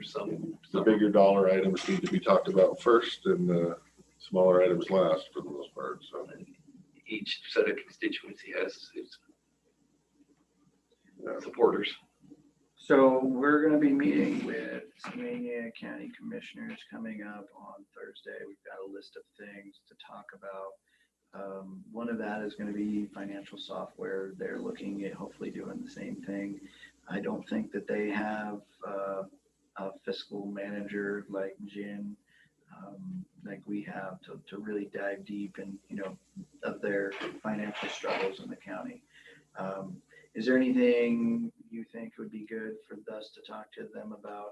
I'm thinking trying, if we're both looking at financial software, it would behoove us to work kind of together so that we're, learning from each other, working together, trying to synchronize the way we do things as much as possible. We're all counties, we all do the same thing. There's not a whole lot of difference.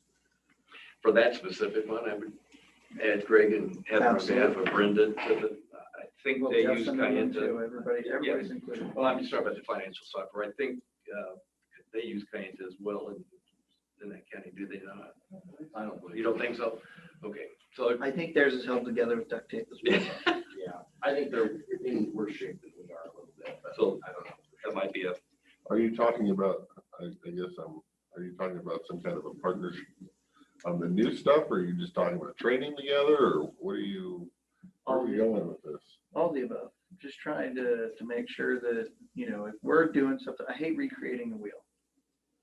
And maybe we can get better prices if you're looking at it in bulk and you're bringing two counties to the table. So we don't have at this moment anything else that we would suggest, Jeff or Heather, on behalf of the auditors or Greg, If treasurer. you have anything you'd like us to add to that agenda, that's where I was going. Whether it's financial or whatever, it's an across the board agenda, so. I'm not sure I'm aware, everybody else might know.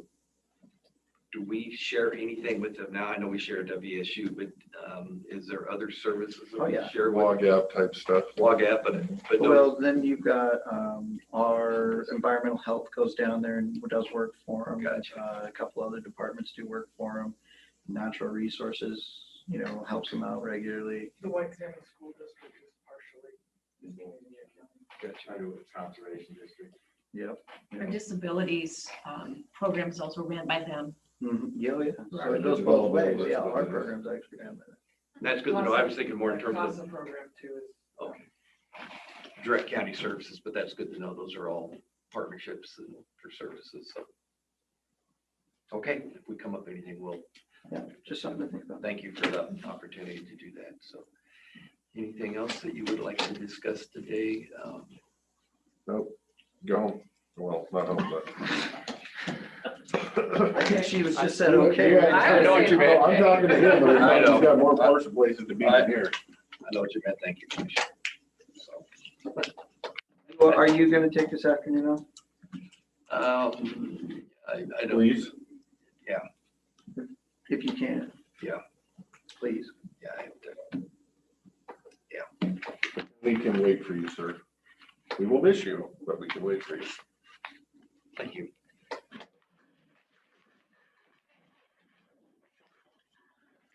Greg, do you have anything? Or Heather? Not really. Letting away. We're the last one in the room, you're gonna get stuck talking. No, I guess the only thing while you guys are both here is just an update I do see on when you go down to the Skamania meeting. I have been doing quite a bit of research on your timber money. Mm-hmm. And it looks like it gets allocated out in the same way that the taxes are collected. And it's per RCW. So the junior taxing districts. Yep. Does the state get any of this? They've already taken their portion out of it when they sent it to us. So the state schools get their portion? That part I don't know. I need to double check on that. That actually would be a good, I will validate that. Does any, yeah, because any of the state get any? The state took their 25, because They get their 25% that goes back to the DNR fund. Yeah. But then we allocate it based on the, So so then possibly we would have to include state school in that as well. But I will find out. I will validate. But it's Because it's 7964 110. 1A3, I guess, or 1A2. yeah. So that's been a big discussion. But, and I know Tom Lannon probably knows all those answers if you'd want to give him a call. Yeah, I got the name of a person. I don't know. I'll have to look at which person. There's two people that I'm dealing with, one person on the timber side and one person on the accounting side. Because they didn't know kind of each side, but I did go out and find, we did get 491,000 for that, so. And that was last month. That came in on the 31st, but like I say, what happens is on the very last day, we get money and it's like, we don't know where, so we have to go through and do the research of calling DNR, so a lot of times it gets put to suspense for the time being till we can figure out where to put it. And then That 491 is not just us, it's all taxing that's what, districts and yes, everybody. I believe it's just a matter of whether it's gonna include school or not. Yeah, because school is the big one. School's a big chunk, yeah, yep. So, and I would guess that they have not paid, I would guess that they are excluded from that, But but I will find out. It's not a tax though, it's a revenue. Yeah, but it's a revenue on property that's not paying a tax, so in theory, it's going to the folks that in that area that would get it, so. I mean, the way the RCW reads, I mean, just specifically it says payments made under this subsection are to be paid, distributed, and prorated except as otherwise provided in this subsection, you know how these are. Same manner as general taxes are paid and distributed during the year of payment. I would imagine other counties deal with this quite commonly. Yeah, that's what I said, Tom. Yeah, Thurston County does it the same way. I called them.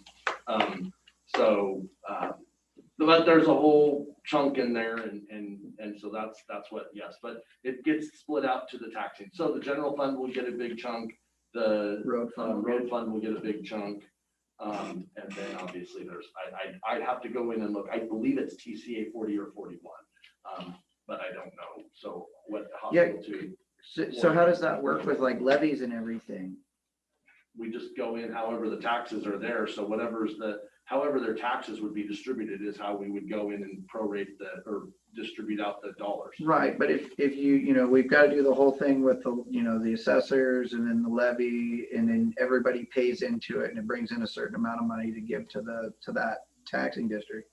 And then you have this thing that just comes in and rolls in at the end. Does that bump up how much they're going to get? Like if they run a levy for 2 million and then this money comes in, now they're going to get more than 2 million? Yes, that is exactly what they're going to get. But there's also the part where you have taxes that are billed that are recalculated exemptions. Like for example, here a couple meetings ago, you guys did an exemption.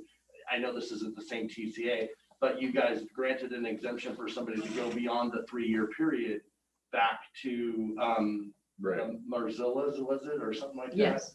And so that got tax revenue came off of what they were expecting to get this, and then now they're only going to get whatever. Do you see what I'm saying? So there's a couple of different pieces. So yes, that does go into, yes, that is, we try to figure out how to deal with the bad, but the good just kind of gets to be up there, and we don't adjust accordingly. Okay. So, but anyway, so that's what I know. So on that. our general fund is what percentage then? I don't know the numbers. I'm gonna have to go run them, and it's gonna depend on what it is with schools. So I will figure out exactly what that is, but I've just kind of talked. So we might only get like 10% of the. I think it's gonna be maybe a little, well, and the thing is, in the general fund, yes, but then the road fund is gonna. Yeah, another 10%. The same, yeah. So I will put them together and I can send you whichever, however, but I'll keep you in the loop. But I talked to Thurston County late last week, and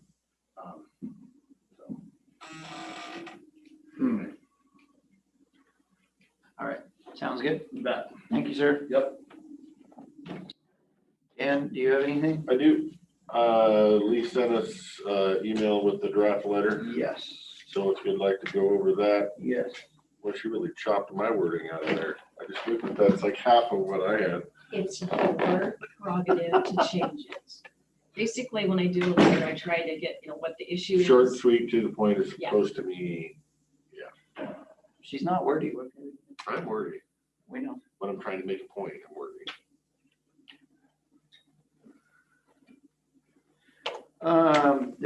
I saw a few things. RSA key still pulling it back up. In here,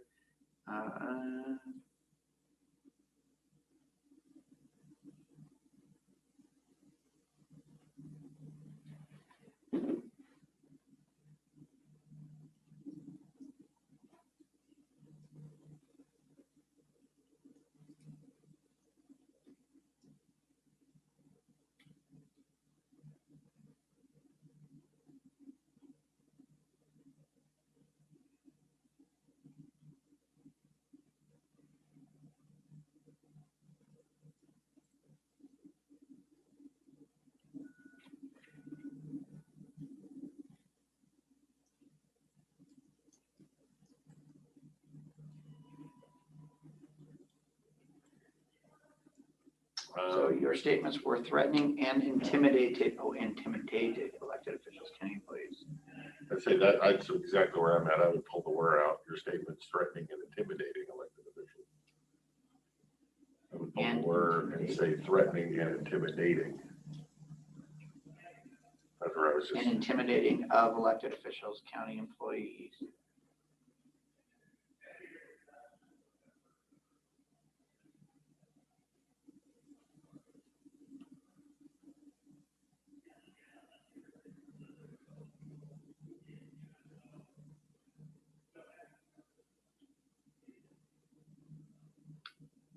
it should be a tax, not a trax. I didn't catch that one.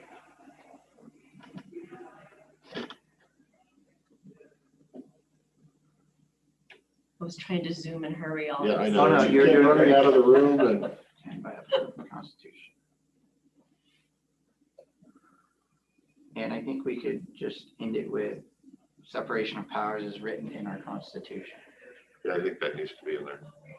Yeah, you want the Generations America Fight and Died For part? That's my, Yeah, that's what I say. To the point. Okay, So into the Constitution.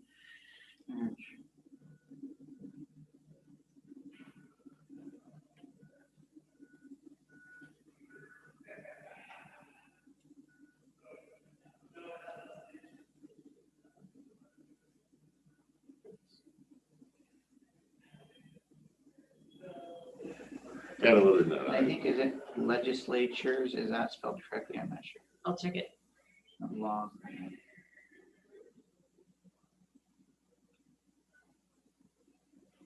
However, with that.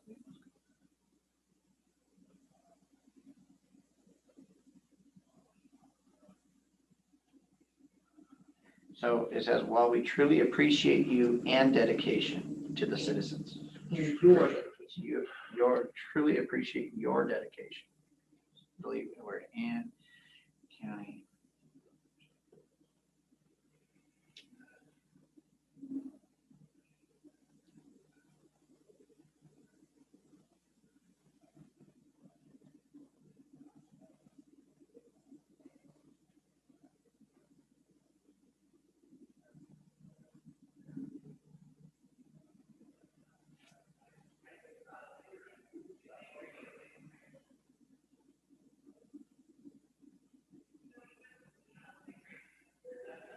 That's a really long one. In doing so, they gave the power to determine what is or not constitutional of the courts and whether we personally like a particular law. Oh, yeah, I'm really good at running sentences, by the way. Governor's oral declaration. But you love the comma. Or if we personally think that it is unconstitutional. There shouldn't be a comma when, or if we personally think that it is unconstitutional.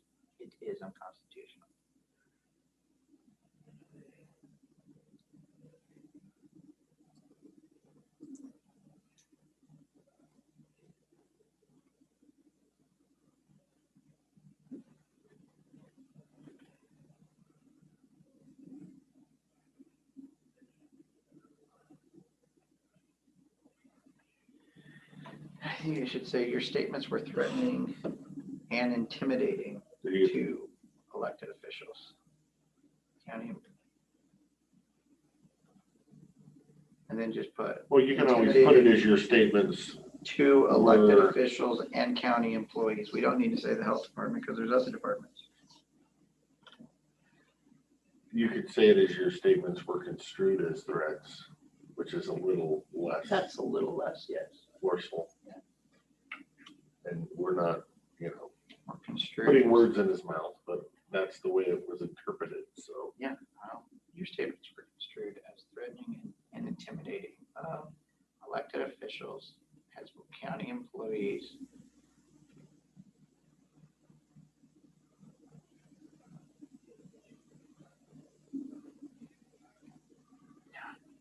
Yeah, and then we'll see what Dave says. Have we heard back from Dave? No. Did you send him a text message to let him know you sent it to him? I don't actually have a company cell phone. I'll figure it out and get it to him. He does have email on his phone. On his phone? Yeah. I just didn't know. Yeah, and if you shot it out to him before that, yeah, he's gonna be able to. Third paragraph, we do live in a nation of laws. Are you looking at that? No, I don't have it. Oh, sorry. Did we, the bottom of that paragraph, I don't know if Jake already got it or not.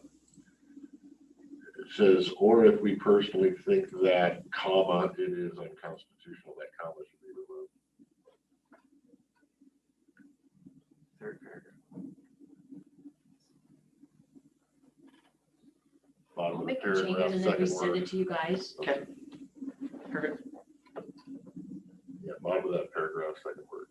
I really appreciate your, Oh, yeah, love writing letters in public. Sorry for not being. able Yeah, to sorry, say Zoom people, we're writing a letter in public. You'll all see it later. It's part of your discussion.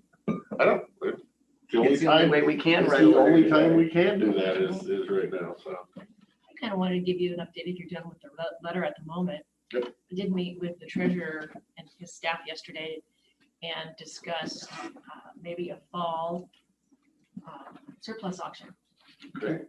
He wants to, he's strongly considering doing it online like he's done the property. It worked. And so they're working with a company and he'll be meeting with with Public Works as well, because they'll be part of the helping. And I think he's working out some really neat ideas to be efficient. Good. And hopefully, prices would even be up.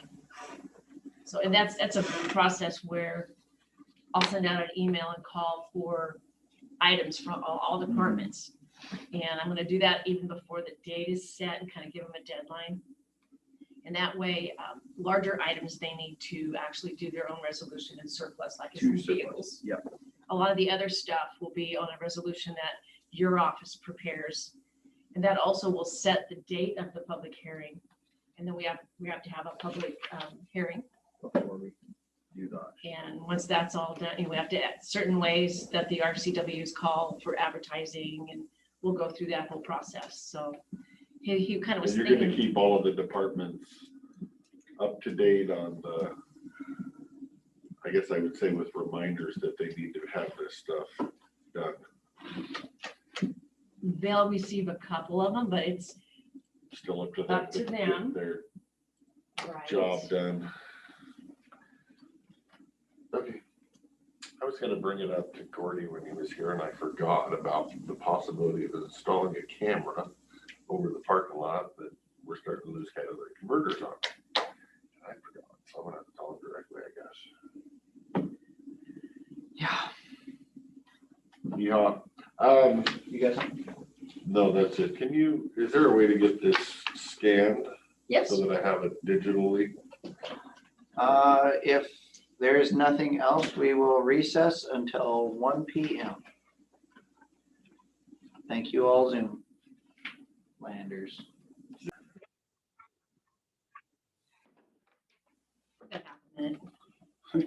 Is that all? Perfect timing. Yep, votes on the Klickitat. Oh, you got that one too, huh?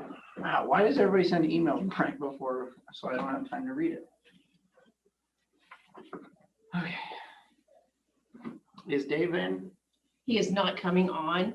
He was ordering the plane. Evidently that had been moved up. He did email. I've got written confirmation that he approved the letter. Okay, good enough. And he asked that staff to sign for him. Okay.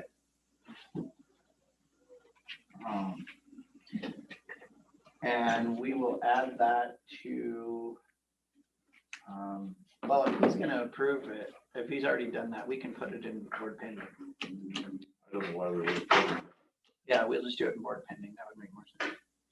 Okay, being 1 o'clock, we are going to open the regular business meeting of the Board of County Commissioners on June 22nd, 2021. We will start with the Pledge of Allegiance. Everybody was. I pledge Allegiance to the flag of the United States of America and to the republic for which it stands, one nation, under God, indivisible, with liberty and justice for all. Okay, we need an approval of the business agenda. You want a roll call first?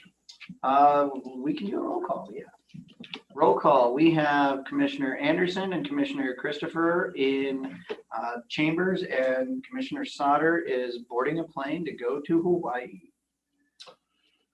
Mr. Chairman, I make a motion that we approve the business agenda with one add-on under new business at 145, lease agreement with Juniper Point Radio and Microwave Transmission Site and Steel Radio Tower. I will step down and second the motion. Is there any discussion? Hearing none, all those in favor signify by saying aye. Aye. Aye. Motion carries. All right, we're going to move into the commissioner meeting minutes. Mr. Chairman, I make a motion that we approve the commissioner meeting minutes for June 1st, 2021 as presented. I will step down and second the motion. All those in favor signify by saying aye. Aye. All right, I'm surprised you didn't do all three. Oh, the last time I tried, they told me they wanted them separately. All right, well, Do we want them separately, or do we want me to wrap them all together? In the past, we have done them all together. Okay. It Well, then I'll depends, do the maybe next like two if all someone's together. not here, maybe one particular commissioner's not present. You know, that's at your discretion. I'll wrap them together, wrap them together. Well, then Mr. Chairman, I make a motion, we approve the commissioner meeting minutes for June 8th and June 15th, 2021 as presented. I will step down and second the motion. All those in favor signify by saying aye. Aye. Aye, motion carries. We're now going to move into citizen comment. Please, comments will be limited to 7 minutes per individual. And we have until 1:30. *6 on your phone to unmute yourself, and we will try, or raise your hand if you're on Zoom, and we will try to flag us down and we'll get to you. I don't see anybody currently unmuted. 5380. 5380. Are you there? Hello? Hi. We can hear Yes, you. oh, I'm here. Please Yes. state your name and where you live. It doesn't have to, just the area. It doesn't have to be your address. My name is Janet Esley. I live in White Salmon, Washington. Okay. And I wanted to comment on my concern for the statements that Sheriff Songer published in Gorge News regarding his declaration that he is the arbiter of legislation, persecution, judicial appointments, and has so authorized his deputies to proceed as per his religious beliefs and political opinions. And I am concerned about that in terms of pursuit of democracy in the county, and also regarding his statements for the public safety of county health people and volunteers and citizens such as myself who feel that our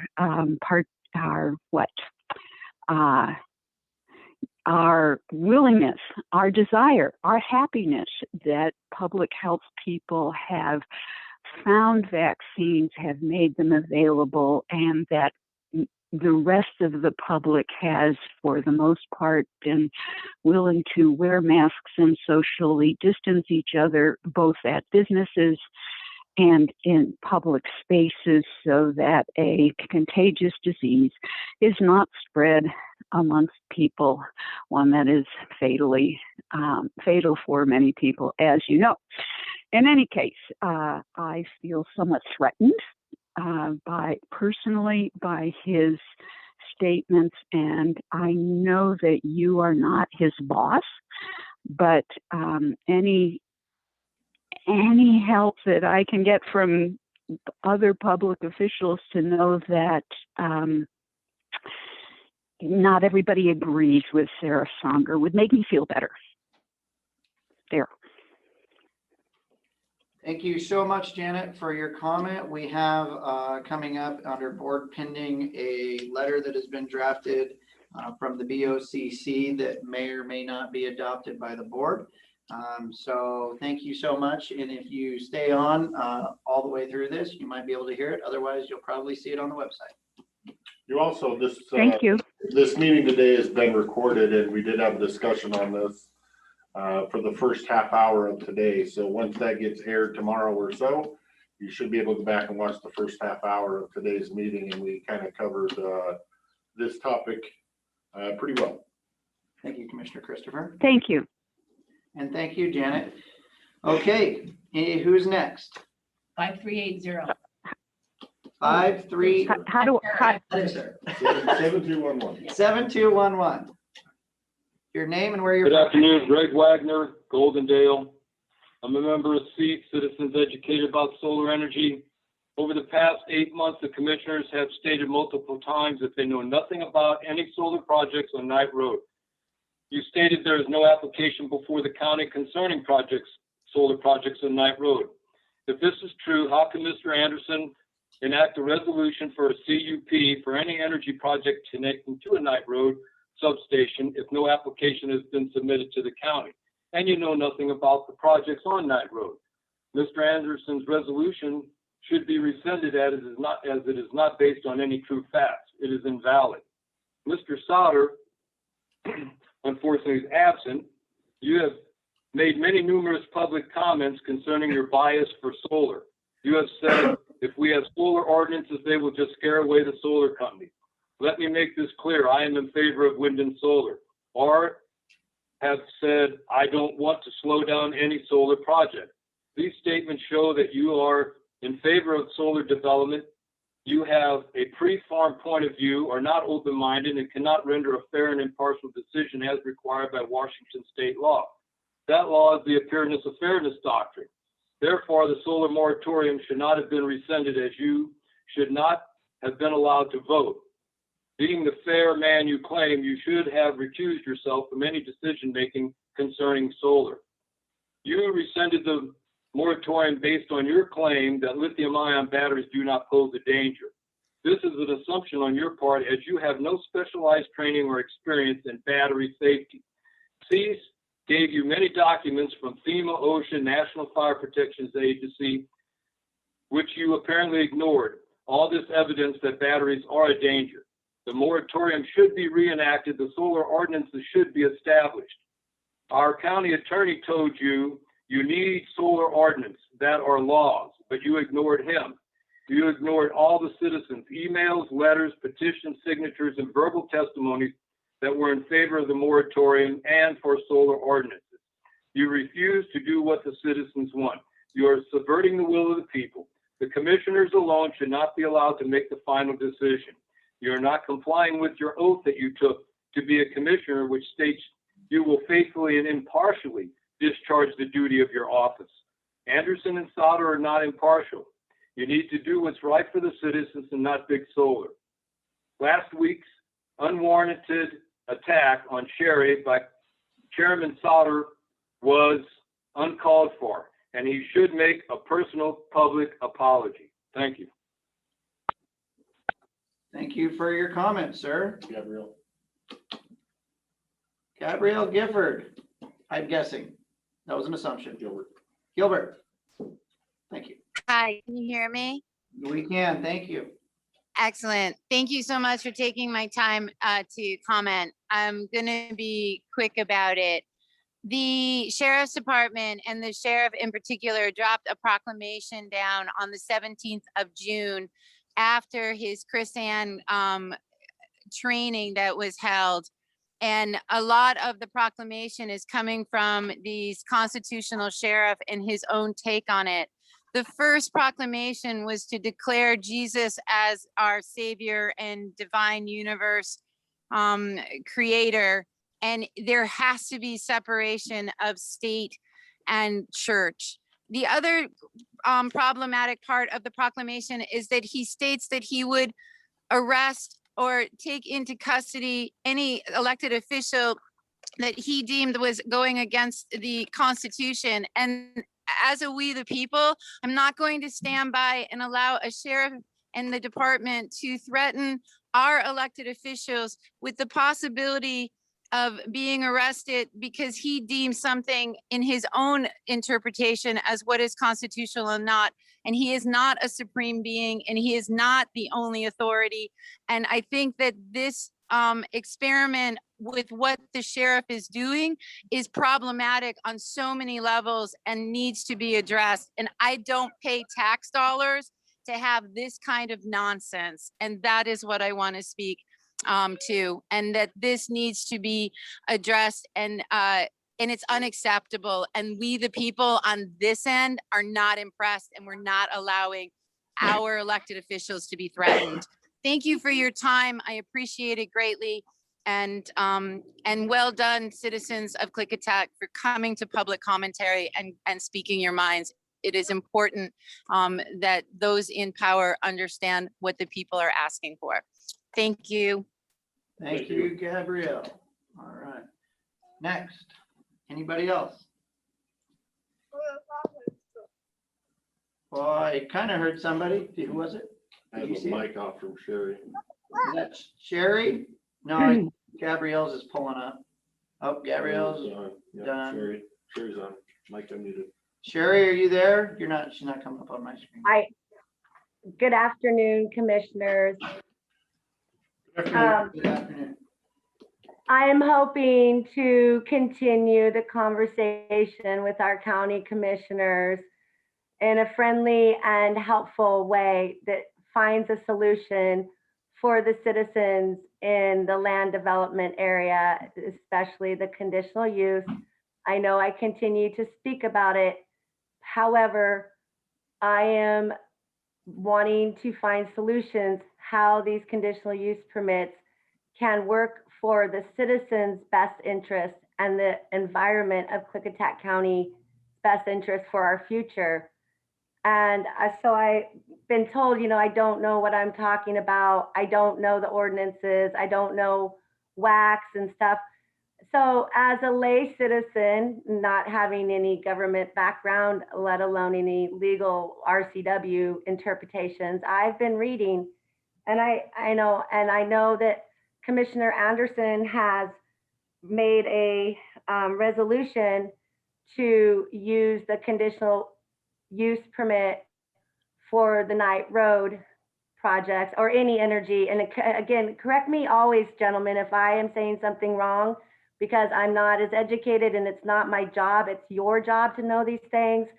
And I'm just trying to educate myself the best I can by reading and asking questions. So with in consideration that Commissioner Anderson has, implement or requested the conditional use permit for the projects on energy projects connected to Knight Road, and has asked that the citizens trust the process, that this is a good process. I'm still confused on the process. So my question directly, I guess today is going to be reading the wax, or actually I've been reading the county code itself, and under 19.60.090 conditional use permit, notice of time and place of hearing. And it states, upon the filing of an application for a conditional use permit or a variance, the Board of Adjustment shall set the time and the place for a public hearing in such matter. And so then, that kind of sounds clear that it says upon the filing of an application.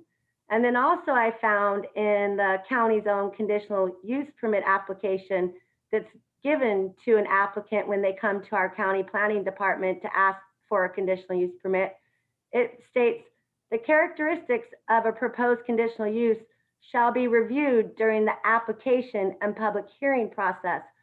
So my question, those things considered, since Commissioner Anderson is convincing us this is a great process, I'm hoping you have this answer. What exactly is the application phase? What do you consider the application phase of when a developer comes to our planning department and asks for a conditional use permit? I mean, exactly what is that application phase that Klickitat County considers?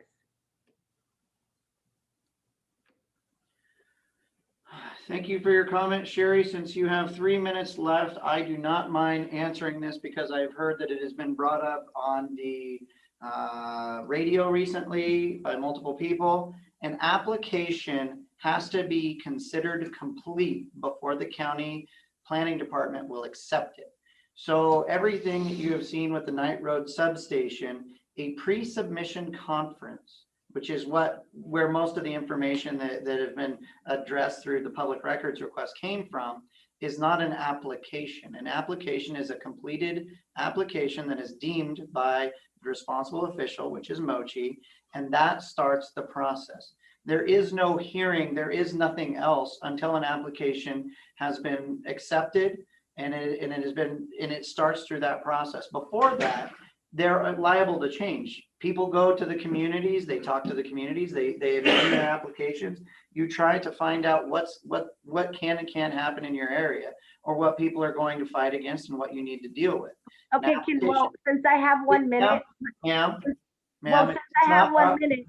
No, ma'am, listen. it's not I proper think to interrupt no. a county commissioner when they're speaking. Do you understand? Okay, well, then you're gonna time me out. You filibuster my time, and I have a question because I feel you're going off rails of what I'm asking.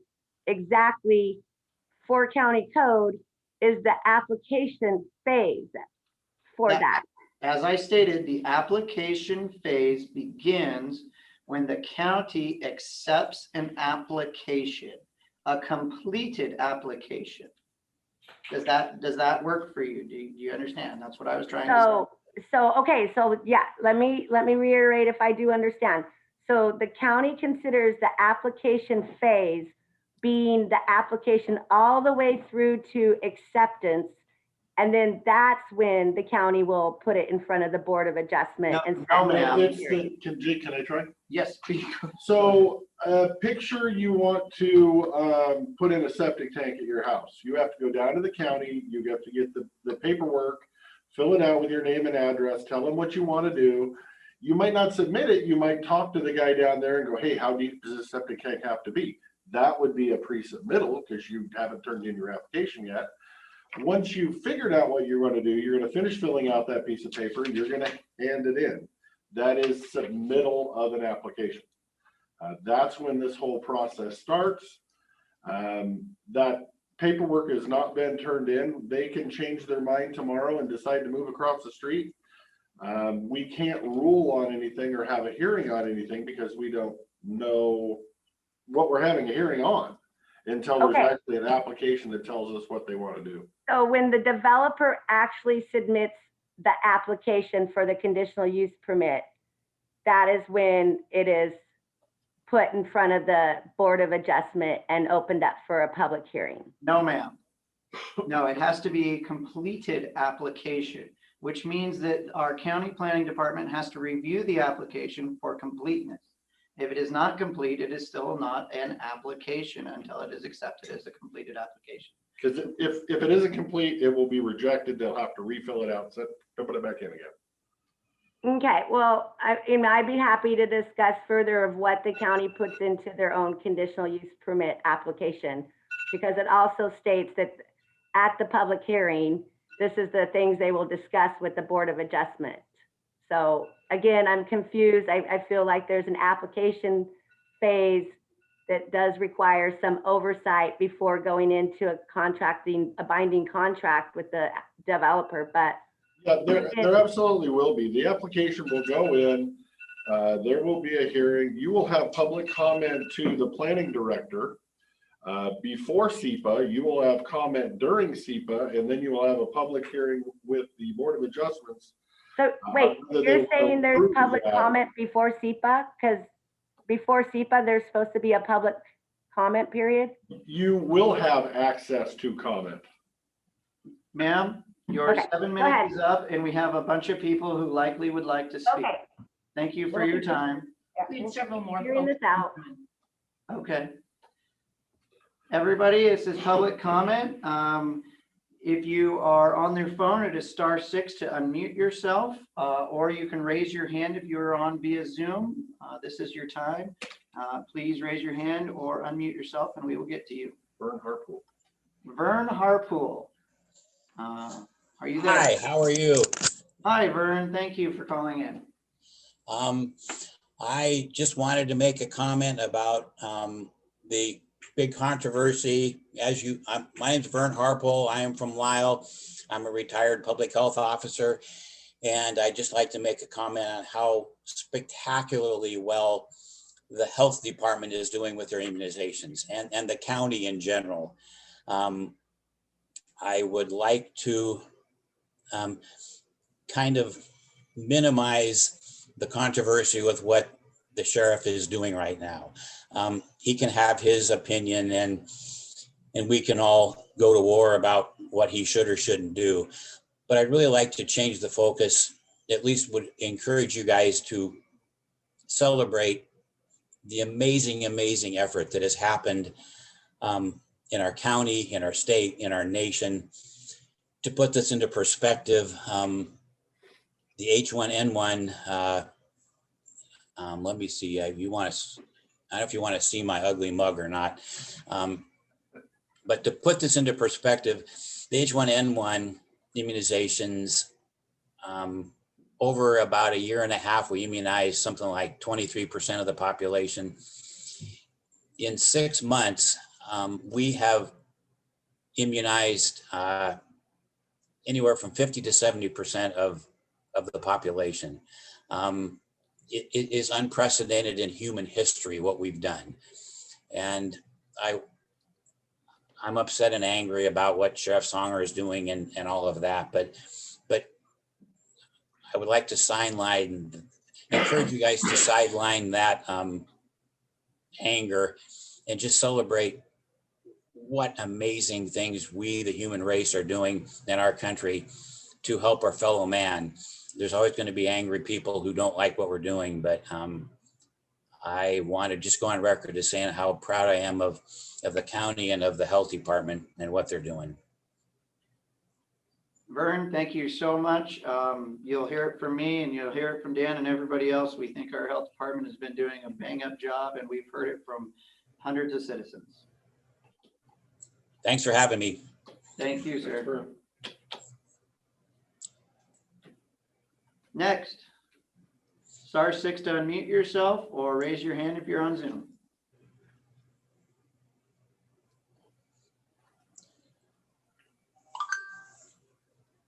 Lynn Mason. Hi, thank you. I'm Lynn Mason from White Salmon, Washington. And I just wanted to add on to what Vern said with the vaccinations. I'd actually like to say it at the health department meeting, but my experience up in Goldendale at the fairgrounds was amazing. It was super organized. People were amazingly friendly. They made it really easy and fun and felt safe in that environment. Plus took your mind off of things when you're getting a vaccination in a horse barn, kind of a nice distraction. So well done, kudos to them and good job. Was really really surpassed my expectations. So that was amazing.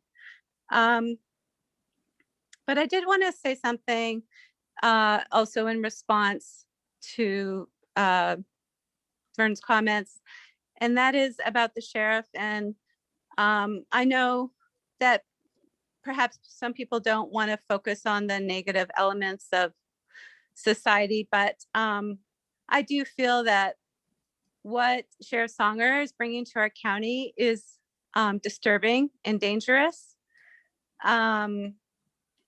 He's he's on the fringes of being involved with people that are considered domestic terrorists, running a meeting that was the brainchild of a domestic terrorist. And he is bringing, propaganda and information to our county and to our sheriff's department that is political and religious based and really isn't a lot to do with law enforcement, although it's being marketed as that. So no, I disagree with the previous caller. I feel that this should be brought to people's attention and it should be on our minds and it should be talked about in public spaces because it's not okay. So if you haven't done so already, I urge you to read his latest proclamation and be aware of what is being brought into our county under the guise of protecting our Constitution. And I agree with Gabe Gilbert's comments about separating church and state. That is going in the opposite direction of the separation of church and state. and many of the teachings that he's bringing here is promoting the church being very much involved with the state. So yeah, citizens and folks out there, this is something to definitely speak out about and be aware of. And thank you for your time, commissioners. Thanks, Lynn. I got a question for you, if you don't mind. Sure. Have you ever testified to the commissioners before this year in our new Zoom format? Have you ever showed up in person to testify? I haven't been there in person, only on Zoom. Perfect. So you like the new format is what you're saying? Yes, love the new format. It's awesome. I feel that it's democracy at work. It gives us all a chance to be more involved and have our voices heard and hear your voices as well and hear what's going on in the county. I think it's the best, one of the best things that came out of the pandemic. Thank you, Lynn. And I don't know if you were on at the beginning, but Lynn, if you go online tomorrow sometime, you can see our recording from earlier today at our 9:30 meeting. It's the first thing that will be on the Zoom. And that can give you a glimpse of the conversation we had in here about the Sheriff Songer letter. Yes, we are well aware of it. We have time for one more person. If somebody would like to raise your hand or *6.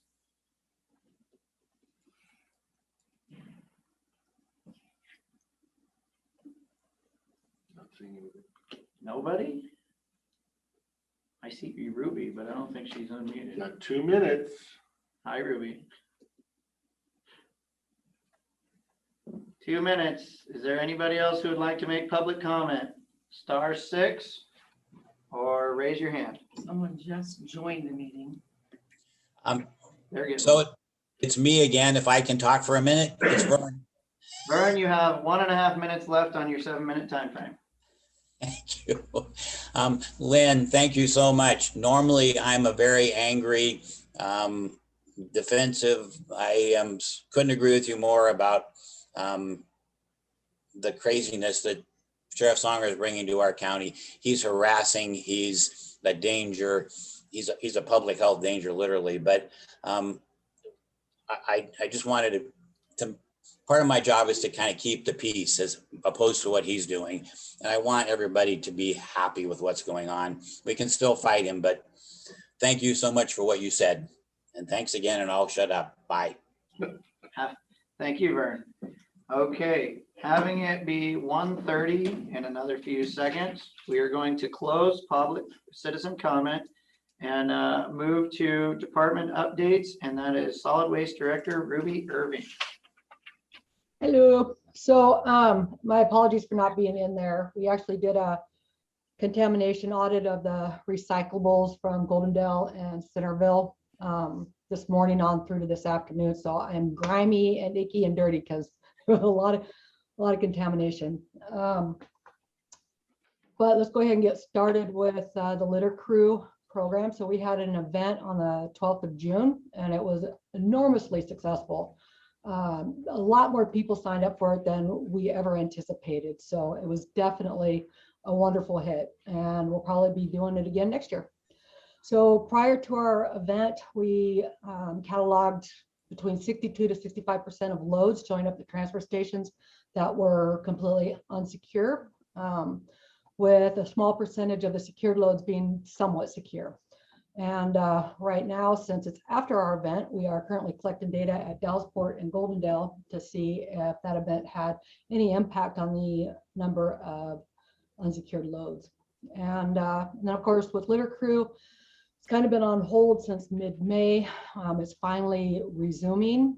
And the first thing I had them do yesterday was pick up, or Saturday, have them pick up an illegal dump of trash off of Turkey Ranch Road. We're having a lot of problems up there with people dumping off their recycling, thinking that it's a checkpoint when it's not anymore. So Put signs posted there or anything? not yet. We're working on it.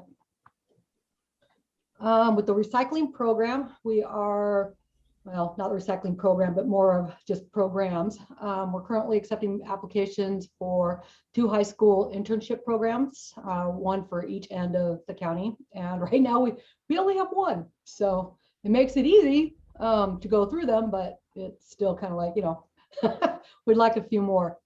Some upcoming summer programs would be like the Kids Wellness Program, where the primary kids and the Goldendale and Centerville school districts get a binder of fun things to do. And we're advertising a trash audit and litter scavenger hunt, where the youth compete in the activity and get a prize. So we also have a recycling art sculpture contest.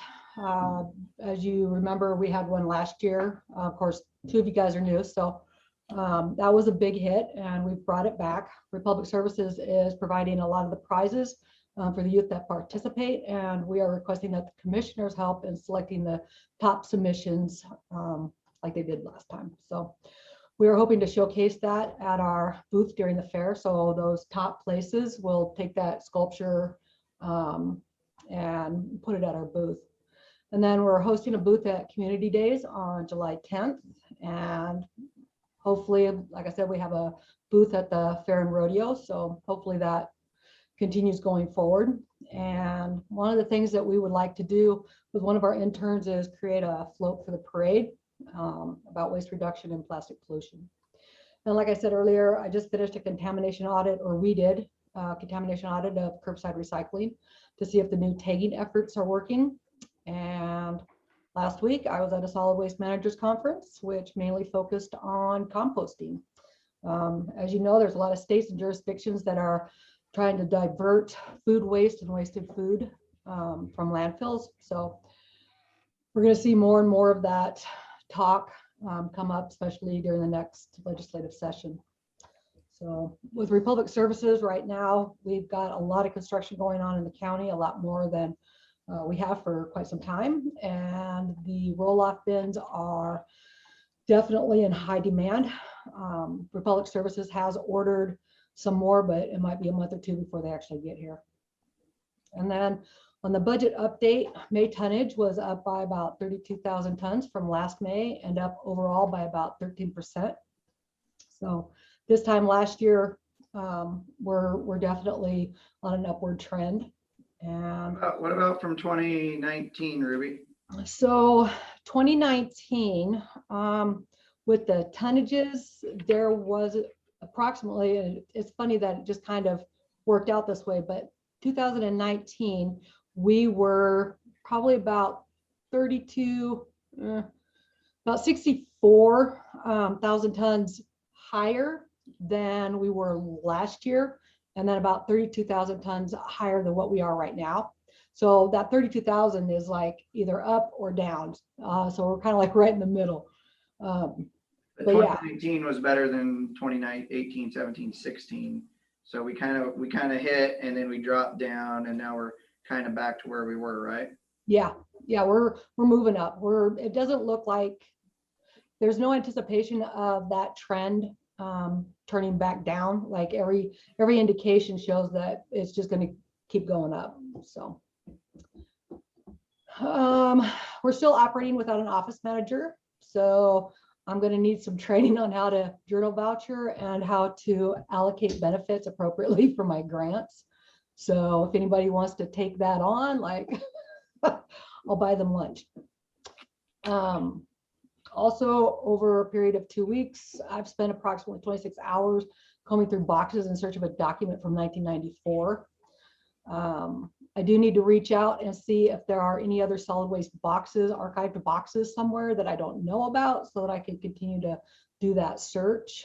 My only point for bringing it out is that I think for my budget next year, I'm going to put in, or I would like to put in, a code for just the amount of time that we spend on some of these public requests, because some of them really eat up our time. And it's very difficult sometimes when something so involved like this one gets in the way of other things as well. So I'd like to track that and kind of see where we're at the end of next year.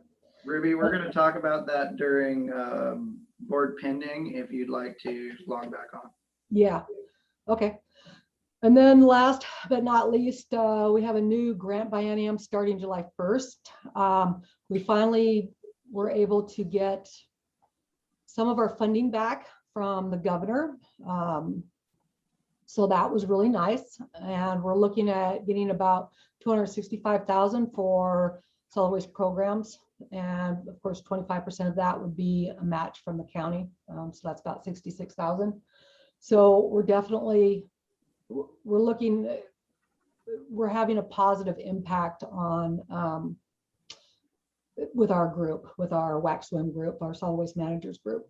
So that's Ruby, a big win. what was it last year?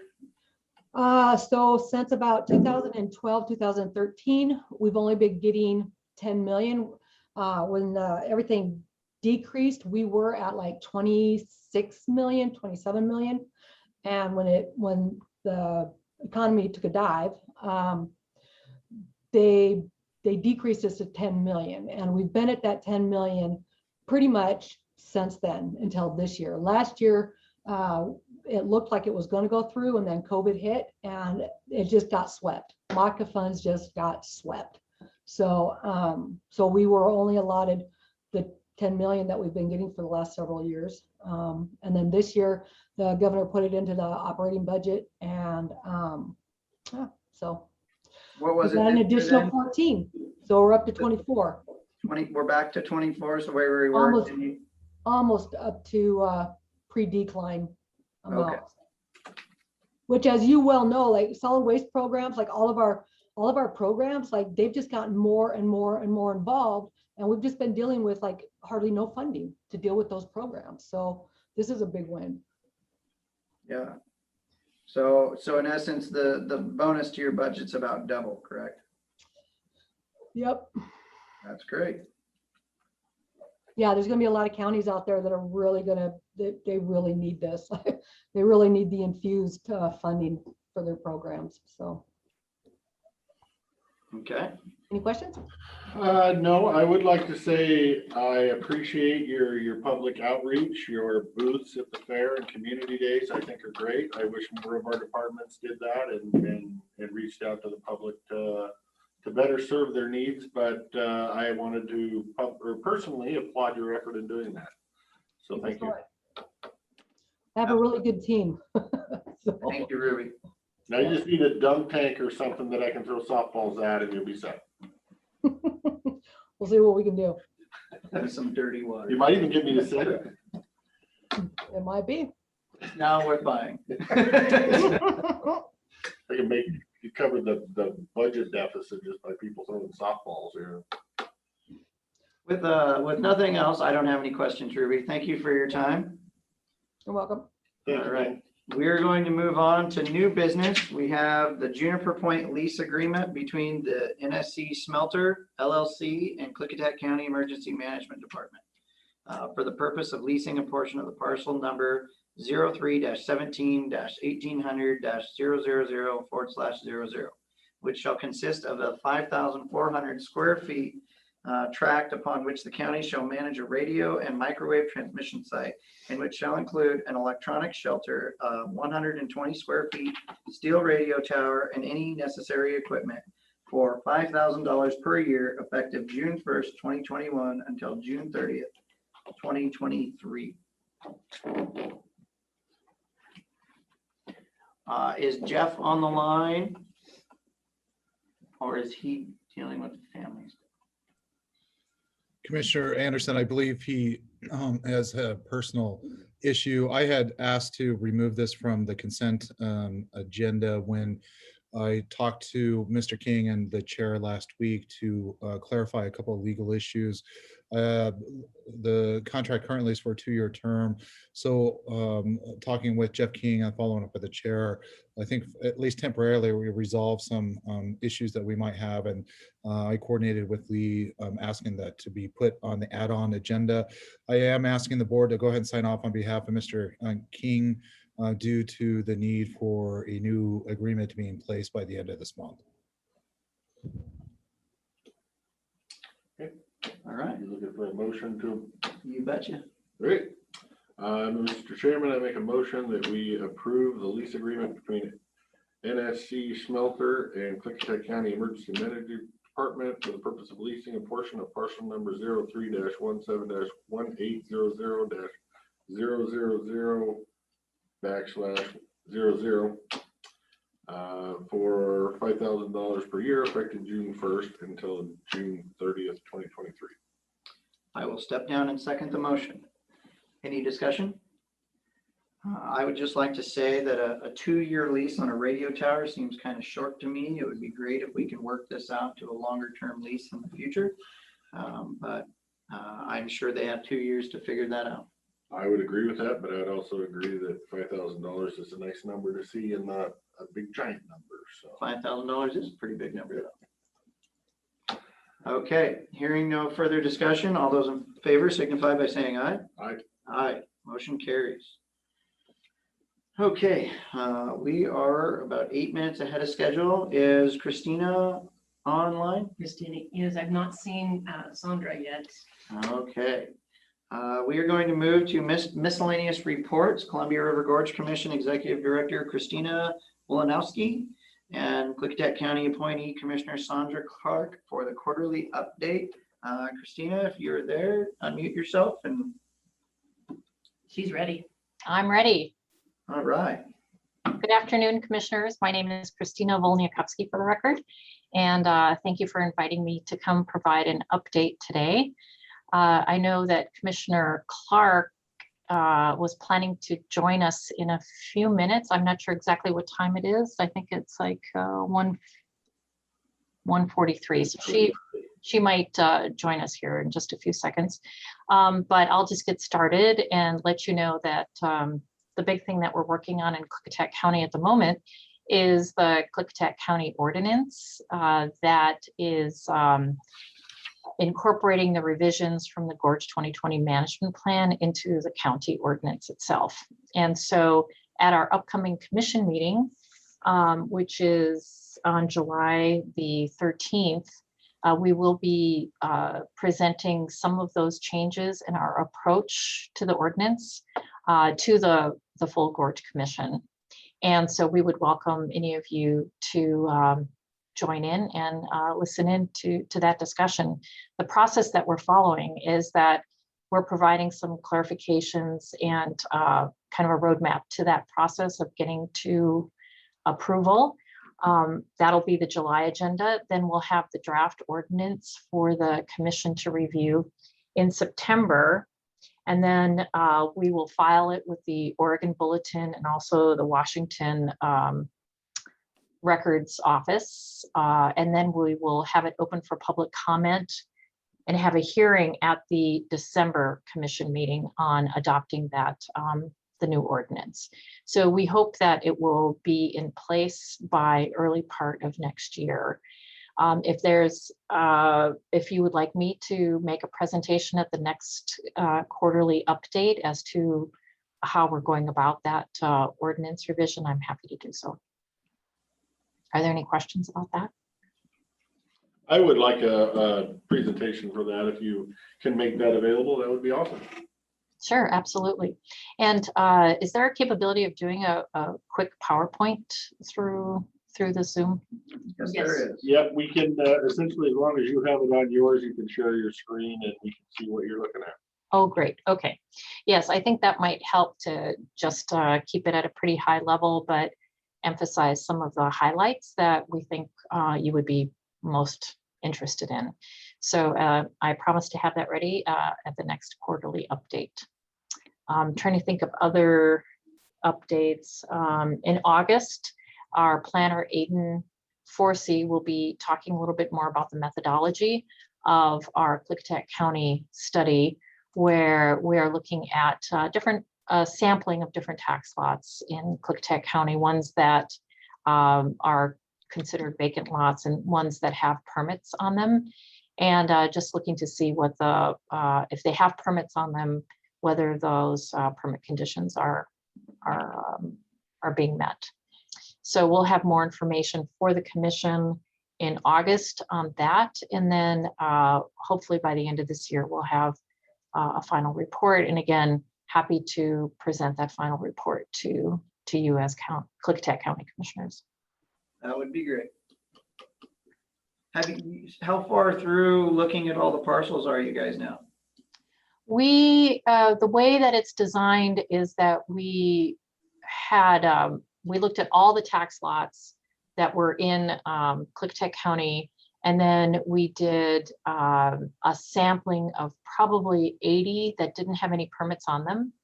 And then another 80 or 90 that had permits. And so the ones that didn't have permits, we've been just looking to see if we find any structures on any of them. And we're pretty much done with those. I have to check with Aiden as to his findings on that. I have not checked in with him on that because he's busy working on that right now. And then the other ones where there are permits and then whether the conditions are being met, we haven't started that yet. That's going to be next month's work. How often do you do these little property audits, you might call them? We've never done this before. Why are we doing it now? I'm new, Well, not judging. yeah, that's a very good question. Well, I think there's, we haven't received very many complaints. We have to do a compliance study every year. It's required that I report back to the commission every year whether there has been a complaint filed and that we followed up on it, or whether, you know, we've been working with a landowner. Let's say a landowner comes in for building a new garage, and we go out and do a visit and we find that maybe the house itself didn't have the right permits. So we work with those landowners. And so far in my 6 years here at the Gorge Commission, every compliance issue that has come to our attention has been resolved with a willing landowner. We've never had to do any enforcement. And because oftentimes the landowner doesn't know that there's a problem on the property. So the reason for this study is that there were some complaints that we're just overlooking a lot of issues. And I contend that there really aren't that many issues. And if there are issues that we find, we can resolve them. But part of, you know, having a permit is to make sure that it is the conditions are being met. So we just happen to have the resources right now to be able to do this kind of work. And once we go through the sampling and we find out, let's say that there are, let's say we find 5 cases of non-compliance. We want to know, well, is it non-compliance because they painted their house the wrong color? Or is it non-compliance because maybe they built a retaining wall without a permit or expanded their driveway, versus brand new houses that are built with no permits? So we wanted to just get a sense of how people are implementing, their permits, and we're required to do post-permit inspections anyway. We just haven't had the resources to do it.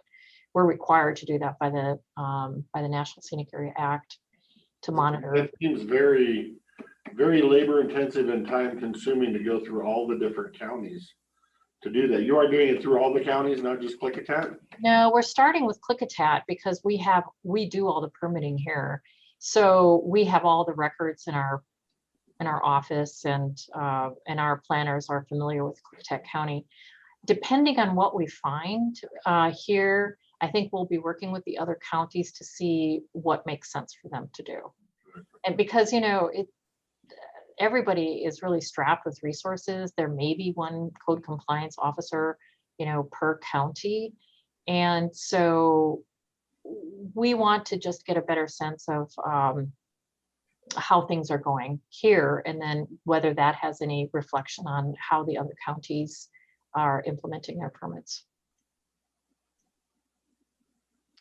Perfect. Thank you, ma'am.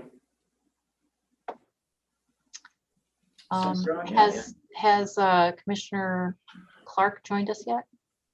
I haven't seen her. Okay. I'm trying to think if there's any other updates that we have.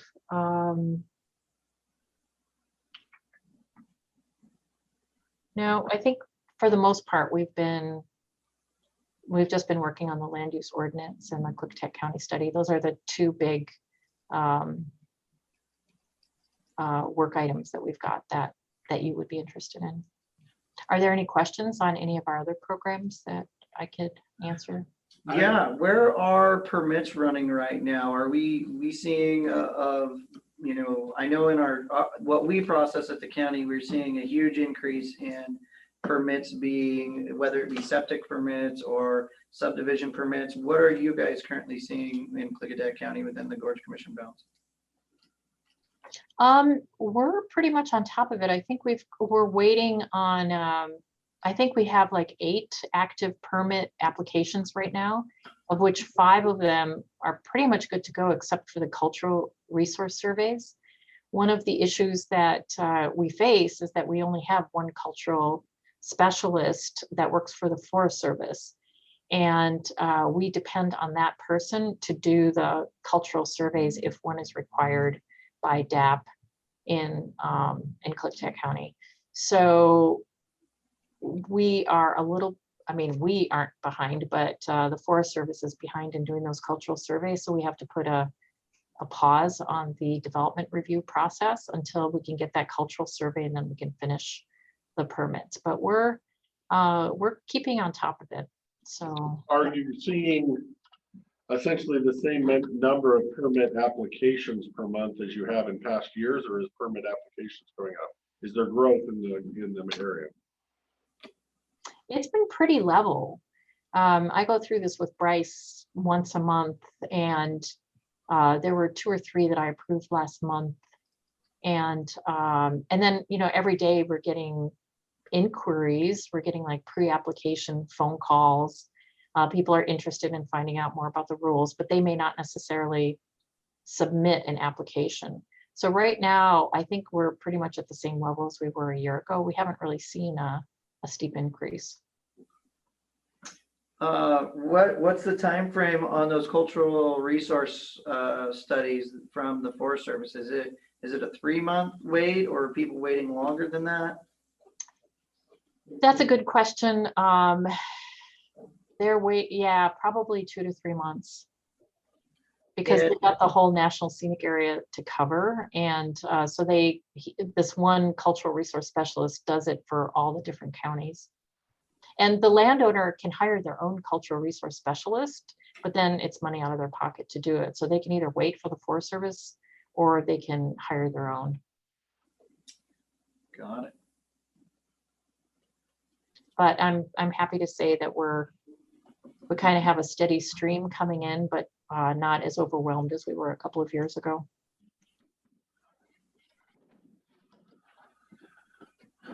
Do you have any further questions? I have no further questions. Good update. Thank you. Yeah. Okay. Thank you, commissioners. Thank Nice to you. see you. Have a good day. If Sandra comes on, we can give her a few minutes, I think. Do you want to move into any board pending or anything? Do you have any updates? Pay bills. Oh, yeah, we can do that and see that. if Sandra comes on since we're ahead of schedule. Ahead of schedule. I'll hold on then for just a few minutes. All right, thank you. We'll try to pause for 5 minutes and see if she pops on since we started earlier. I should have paid bills before we started with you guys so we could add you on time. Mr. Chairman, I make a motion that we approve the accounts payable warrants in the amount of $505,800.28 and the payroll benefit warrants in the amount of $0 for the date ending June 21, 2021. I will step down and second the motion. Is there any discussion?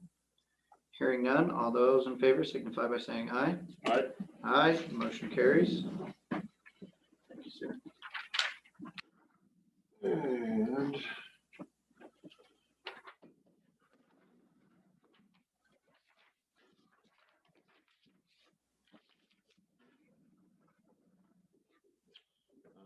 you want item number 11 down there, or 12, sorry. Payment approvals? Sure. Mr. Chairman, I make a motion that we approve pay estimate number 1 to Stripe Right Incorporated in the amount of $102,488.00, excluding $5,124.40 in retainage. $97,363.60 is due to the contractor for the 2021 annual stripe program. I will step down and second the motion. All those in favor signify by saying aye. Right. Aye, motion carries. We have someone in the audience. Is there anything you'd like to say, sir? Yes. Sure, come forward, state your name, and your location. My name is Larry Singer. I live in unincorporated Klickitat County. just outside of White Salmon up Snowden Road. On Winnook Road. On what road? Winnook. I don't know that I've seen that. It's an extremely bowel deprived road. It's WNUK. When we moved there, we thought it was a Yakima name, but we've done some investigation and it's Polish. There's 4 other Winnook roads, all in Poland. I think it was just Public Works ran out of vowels. So that was the other let's just option. figure out what we can do here. It turns out some big lumberjacks came in a long time ago and lived there from Poland and named the road after the street they lived on. All right, you've got 4 minutes until we move on. So what do you got, Larry? Terrific, very short. I just want to express my appreciation to the commission.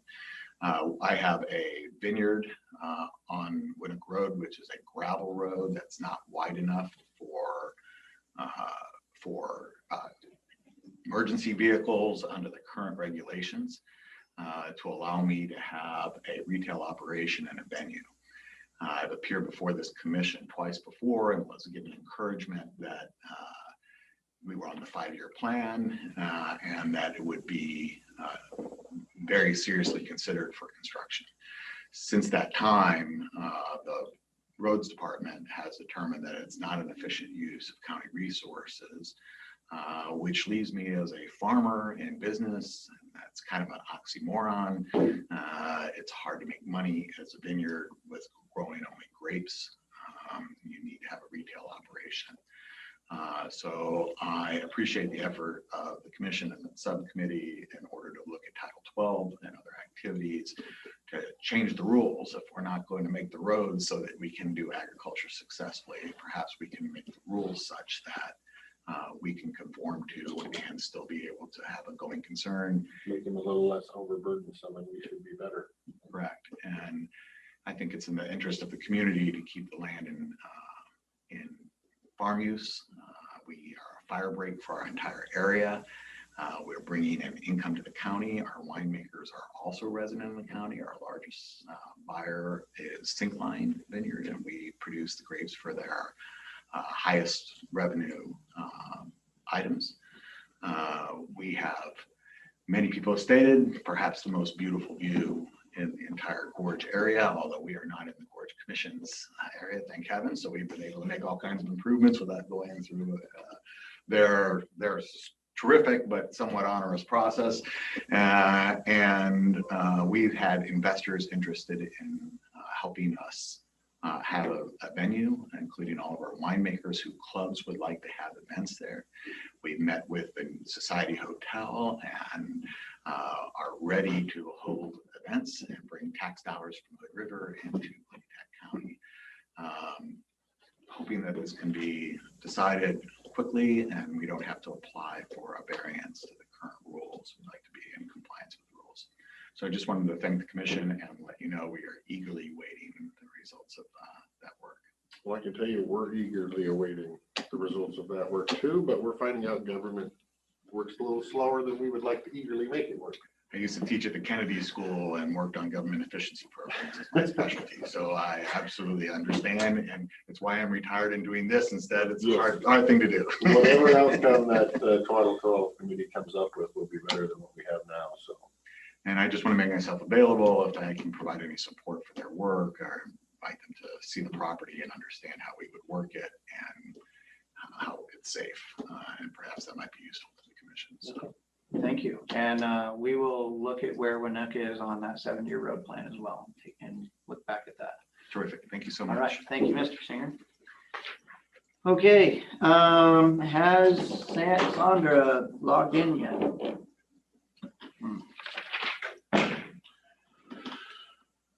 I believe your next guest is here. We're about to move forward. You don't show up by the allotted, yep, it's a minute over. Okay, Christina, we're going to move on. Thank you for your update. And what I'm going to do is I'm going to reach out to Sandra and get her update personally. Okay, thank you, commissioners. Have a great day. Signing off now. Thank you. You too. Bye-bye. All right, so we're moving ahead on the schedule to 2:20, 20 minutes ahead of schedule, to the Washington County's Risk Pool Executive Director, Derek Bryan, for an overview of the programs and services. Thank you for making the drive down and not just Zooming. Thank you. Yes, no, any chance I can, I do.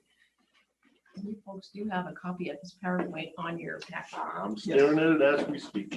Well, I'm gonna bring it up. That's why I was over there. I'm bringing it up because I wasn't sure if there was a, when you don't Zoom, then you gotta be ready.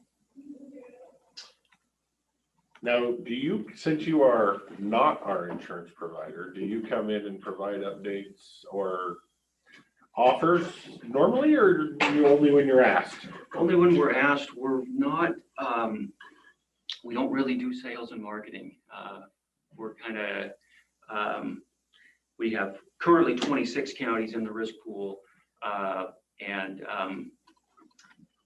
it's been that way for quite a few years. So we don't really do the marketing. We don't use insurance agents. We don't really sell the program. So we've been reached out to by a handful of counties around the state that aren't members. I think in my presentation, I'll show you kind of a map too, that kind of gives you an idea where but I think when pools were formed, especially the 2 county pools, there really wasn't a big competition.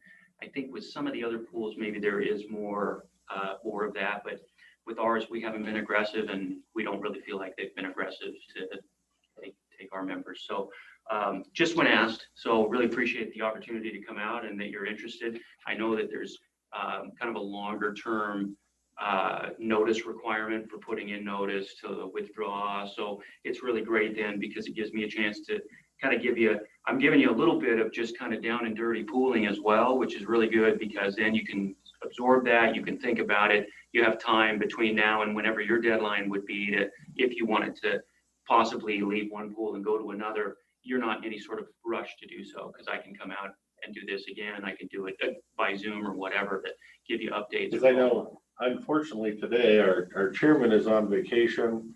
We do have our prosecutor online who's very interested in this topic as well, so I'm sure he's zooming in. Yeah. And then our HR director has had some emergency situation today. So we're only kind of half here today, but. That's okay. Yeah, well, and I think that what's great is I tried to write this presentation in a way that I give you kind of the high level look at it to explain the slides, but then you'll be able to take it and share it and look at it and kind of revisit it without feeling like we don't know what this means because he's not here. So that was kind of the goal. So I'll just go page by page on mine and just assume that you're changing pages with me. So the very first page after the title page says pooling in Washington, and kind of has the RCW 48 and insurance. This is what used to be, and what a lot of folks will spend many slides presenting what pools are and why they exist and how they exist. I kind of condensed it to one slide, which is basically Title 48, RCW 48 is the insurance statute in Washington. So if you go to 48, you'll see all the different types when it comes to property and liability insurance, health insurance, et cetera, et cetera, et cetera. The legislature passed 4862, which allows government entities to join together and group self-insure. So that's the 4862 is then local government insurance. So we don't operate as an insurance company. We don't file forms with the insurance commissioner. They don't oversee the risk pool. The same statute, as you can see, the third one down, 4862-061, it granted the state risk manager with actually the authority to regulate and oversee risk pools. So we actually answer to the state risk manager. That same statute then requires the state risk manager to set the rules that pools will follow, and that's the Washington Administrative Code 200-100. So we follow all of the rules underneath 200-100 as far as operations. You can see the bullet points there. A lot of this applies to the WCRP, which is us. I believe your pool is the WRCIP. So we probably should have got together when we name created and thought about maybe separating that a bit. But so basically, we are a government entity. We're created just as an interlocal agreement creates us. And so we have all of the members participate. In a lot of ways, pooling is sort of the idea that instead of having to be a single self-insured entity like a King County, Pierce County, you can join together with other medium to smaller size counties and become that larger entity and still use your funds then to build the program and to buy excess insurance and to manage claims and have risk management that a lot of counties don't have. So as you can see with those bullets, then you got the terms and how to withdraw and et cetera, et cetera. So our fiscal year is October 1st through September 30th of each year. we were formed and started, and the first day of business was October 1st. So that's when we started and started buying insurance clear back in 1988. The second slide has 4 items there. Why pooling? Again, I try to condense this. You know, if I'm a county, I want to know why should I be in a risk pool? Well, I think these are really the 3 reasons. The self-insured retention is a big one, and I'll talk in a second about the difference between deductible and SIR, but carrying a self-insured retention, handling your own claims, resolving, being responsible for a significant amount up to a certain layer gives you that buying power, and then the reinsurers or excess insurers would be in layers up above your layer versus just directly buying insurance and then paying for the claim almost from $1 and them adjusting the claim as well. The risk management buy-in, you know, back when the legislature passed the statute or the law, the idea was that the insurance industry kind of gave up on government, and it was insurance rates were too high and they were dropping or raising rates so high that it was impossible to get insurance. That's true, but maybe in the insurance companies' defense, there also back then wasn't a lot of risk management efforts. There wasn't a lot of risk management departments, especially smaller counties that didn't have the staff to be doing risk management full time. And so by forming a risk pool, you create that risk management sort of buy-in. Now you have staff that works with the pool, that asks questions, that gets answers. You have a staff at the pool that is a risk management team. So that risk management piece then almost brought us full circle back to where now the insurance market likes insuring government entities because they have good risk management and they're good risk.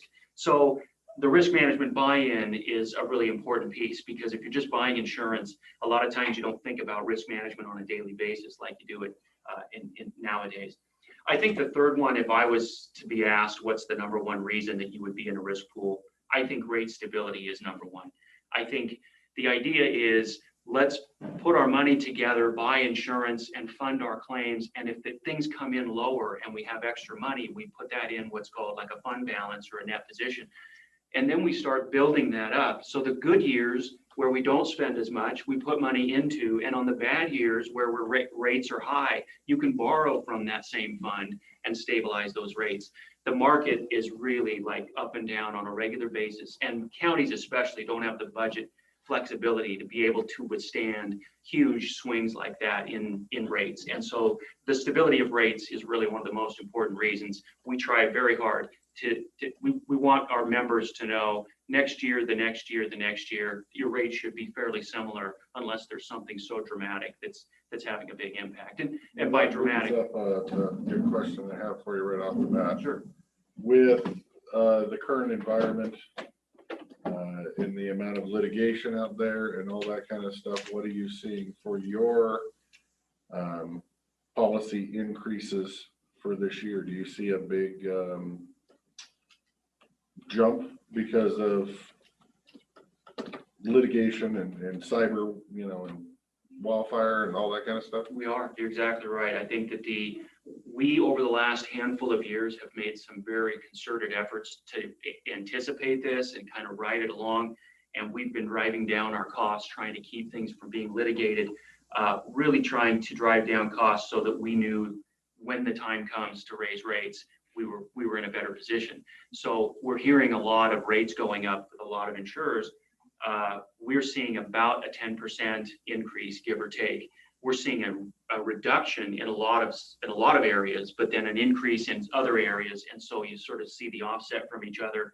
So overall, we're hoping for around a 10% increase, just kind of across the board.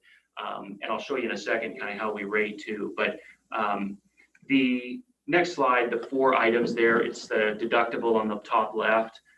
Basically, I think this is just something you can refer to if you had questions, but basically the big difference between a deductible and a self-insured retention is who handles the claim, who manages the claim.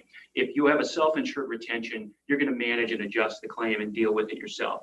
For example, when we have claims and we have a self-insured retention, we actually have claim staff that adjusts, manages, and closes the files. With a deductible, it's sort of similar to an personal auto claim. You go get in an accident, you take your car to the body shop, the insurance company writes a check for the repairs minus your deductible. You go pay the deductible and drive your car. You don't do the adjusting and the claims handling. We do, and that's what an SIR gives you that. And the insurers in layers that reinsure us, they can give us a lot better price because they don't have the administrative cost of the adjusting that they would have to do if it was just a straight deductible.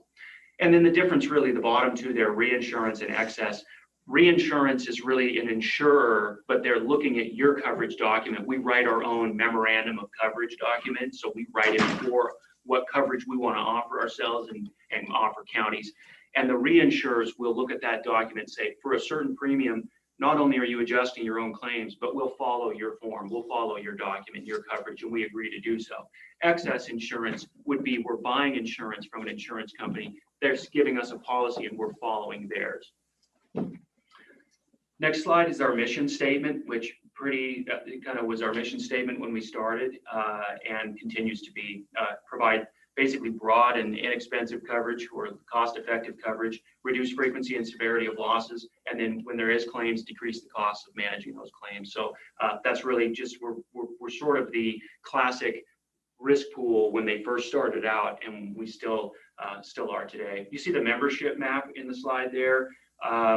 You can see that the gray counties are the ones that are self-insured, and then you've got the counties in white, including Klickitat, are with the other risk pool, and then you can see the green ones is the Washington County's risk pool.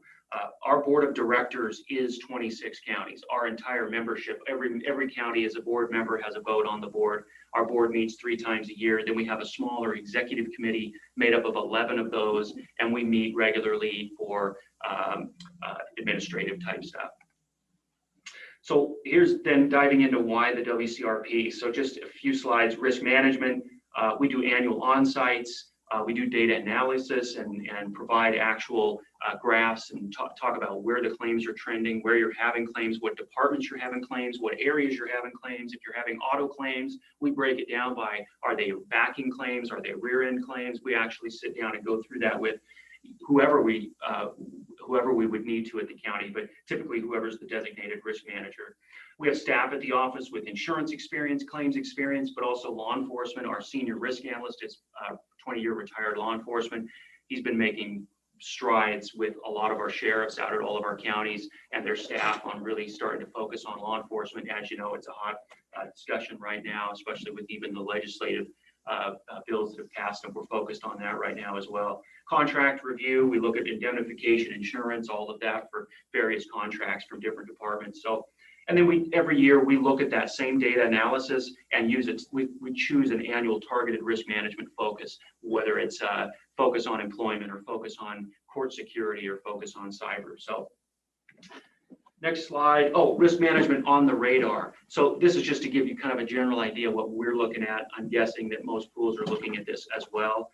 Courthouse and campus security, we're actually part of a task force that's made up of some judges, some clerks association for courthouse and campus security. We're finding you can walk right into a courthouse with a backpack on in a lot of cases, and we're going to do what we can and be part of this task force to help figure out how do we help fund and find funding for counties for driving down that risk when courts are and campuses are less secure.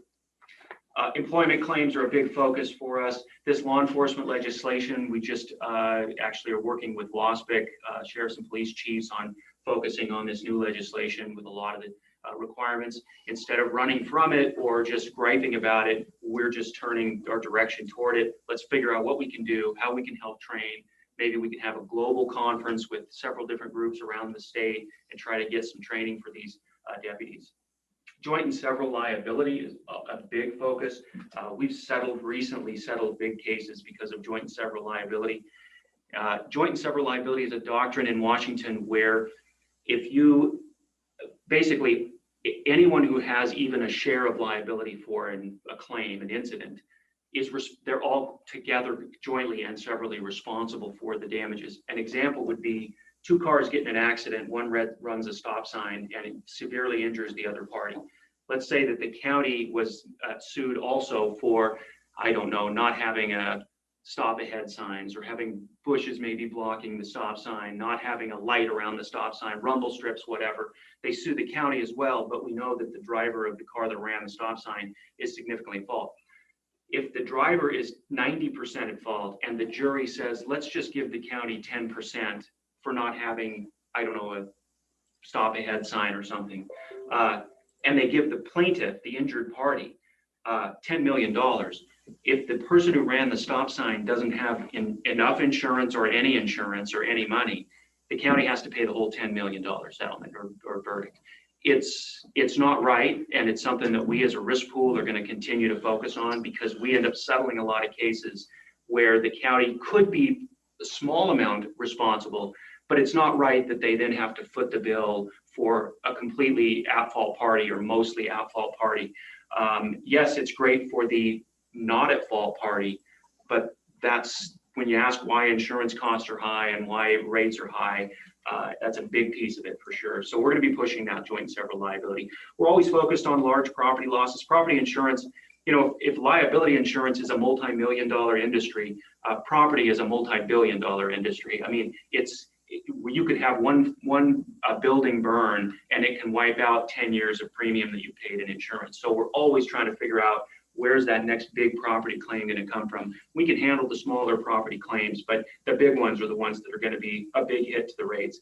Cyber, you mentioned earlier, sir, is just huge. Ransomware, social engineering, we're seeing cyber companies. You know, they were giving really great rates for cyber when there wasn't a lot of known data with claims. Well, now that there's just been these huge ransom attacks, payouts, we've paid some big ransom numbers for some counties, and the insurance industry, as per usual, is responding by raising rates and then going to lower limits and lower sublimits. So now you're going to looking at ransomware where you could end up with a really, really low ransomware sublimit. Well, if that sublimit is $100,000 and the ransom attackers want $1 million, where's that money going to come from? It may have to be paid. So social engineering is another one. That's sort of the using the internet or an email to help to convince someone to wire money or something like that. They socially engineer the fraud. So I'm going to talk in a second about cyber and some of the things we're doing to drive that down as well. The next slide says member services. The first bullet is training. We do a ton of training, scholarship program where we pay for registration or cost for training for other programs, not just the ones we put on.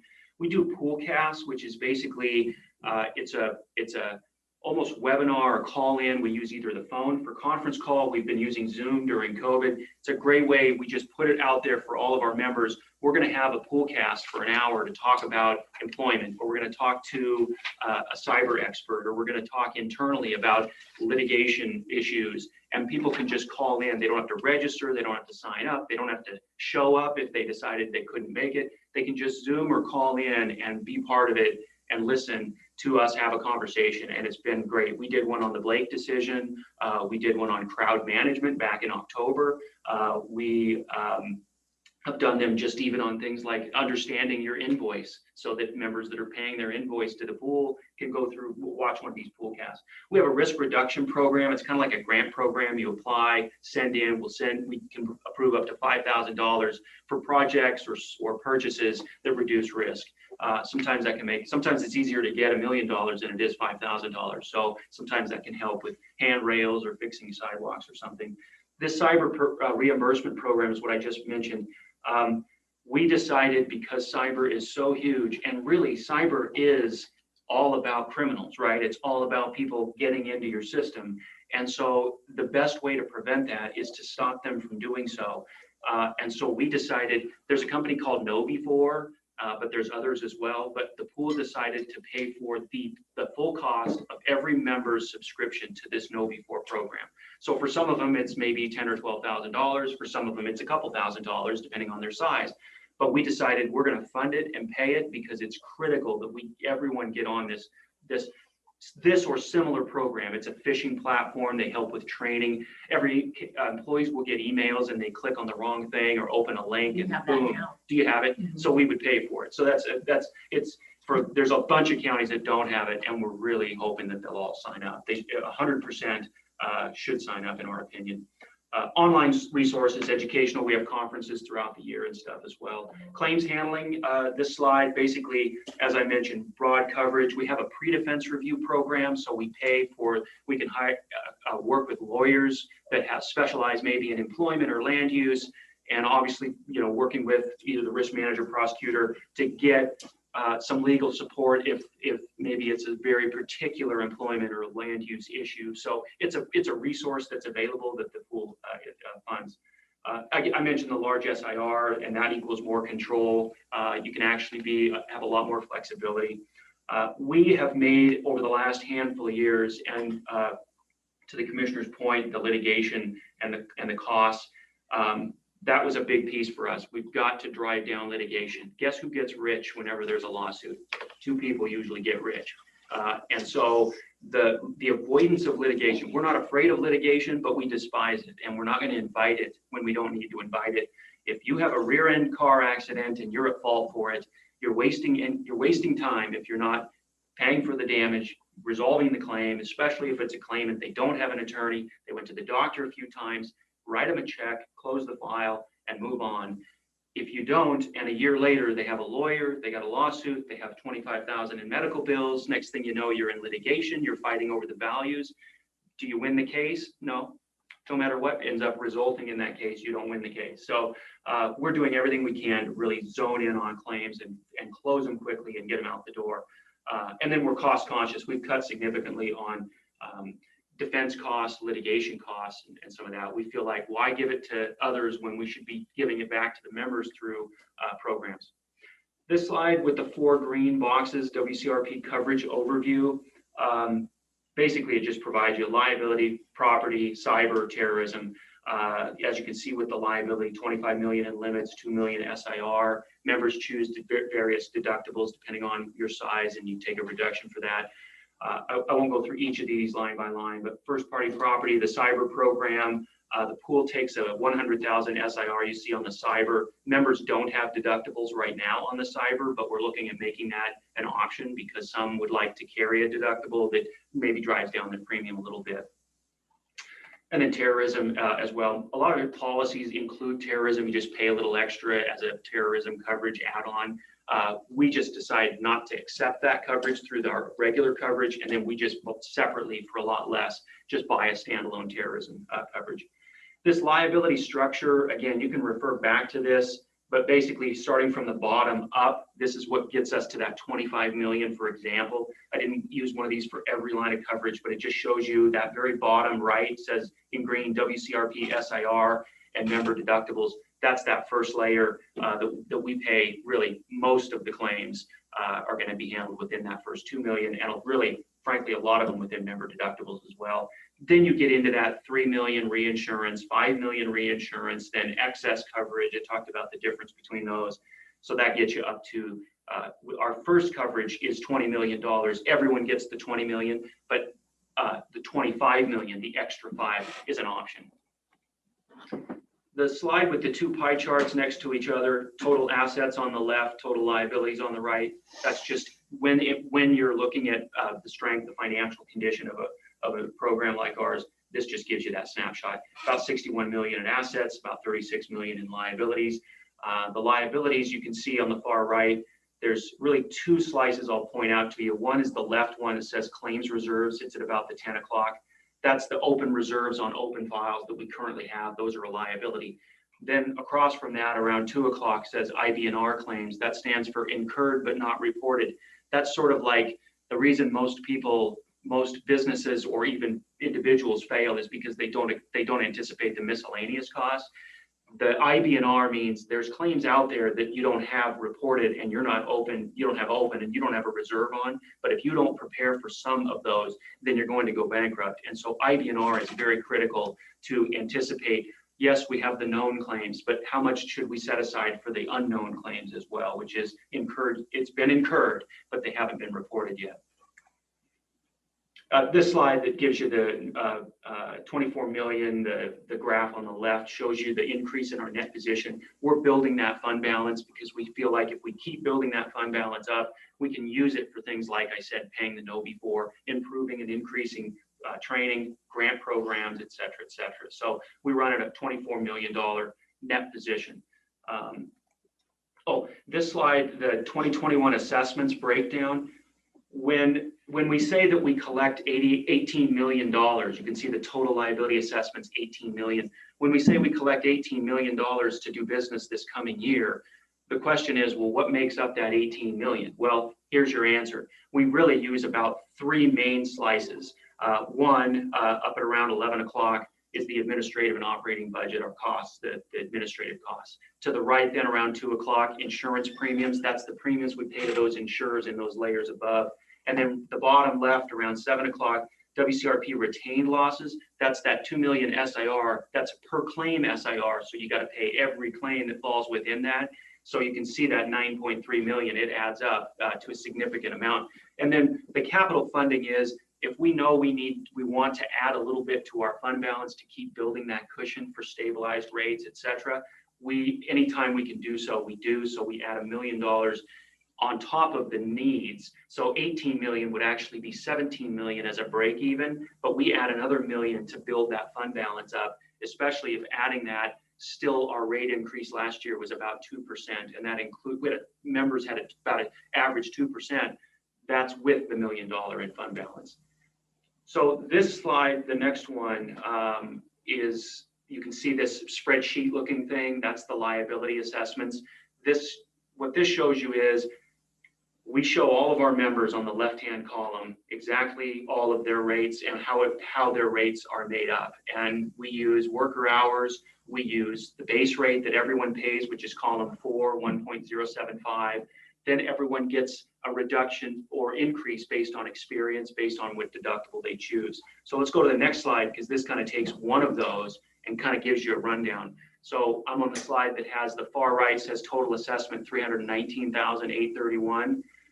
Basically, if you want to get to that total assessment, you start with the far left, second one in, worker hours, 290,000. Then you at a 25,000 deductible, the base rate 1.075. We take their worker hours, multiply it by 1.075, which is just over $1 per worker hour. Whatever that number is, you then multiply by their modification. That's your experience. Anything times 1 is itself. So 1.0 would be like flat. Anything less than 1, you're doing good. Anything over 1, not so much. So 1.12 would be about a 12% increase over whatever your whatever that number was. Deductible factor, you see the 0.916. Basically, that's a 8.4% decrease because they chose a $25,000 deductible. The higher deductible, the more decrease, etc. That gets you to your 319,000. The next slide, even busier spreadsheet. So let's just glance at that. But then this is our property. Then the next slide gives you that same sample and shows you a little bit different, but very similar. The total insured value, 660,405. That's per 100. So it's actually it would be a 66 million. And then same kind of thing, earthquake, flood, and AOP stands for all other perils. That's basically everything except earthquake and flood. For example, AOP would be a fire damage claim, a sprinkler breaks in the ceiling and causes water damage, the wind blows your roof off. That's all other perils. Earthquake and flood would be specific to those. The reason we rate those three separately is because east and west and flood and earthquake throughout Washington varies. And so to be somewhat competitive, and members like Klickitat County that has a lot less earthquake exposure than maybe Pacific County or Clallam County, you shouldn't be paying a higher percentage. So we try to separate those out so the counties with less exposure pay less. I believe this is my last slide, why the WCRP. So I'm kind of giving just kind of a closing overview. Financial strength, I think, is important because it leads to added programs. We stabilize the rates. We're very hands-on with our risk management. And as I said, with former law enforcement, we just really we don't just do risk management because that's what we're doing today. We really do try to zone in and target exactly where the problems are and what we can do to help.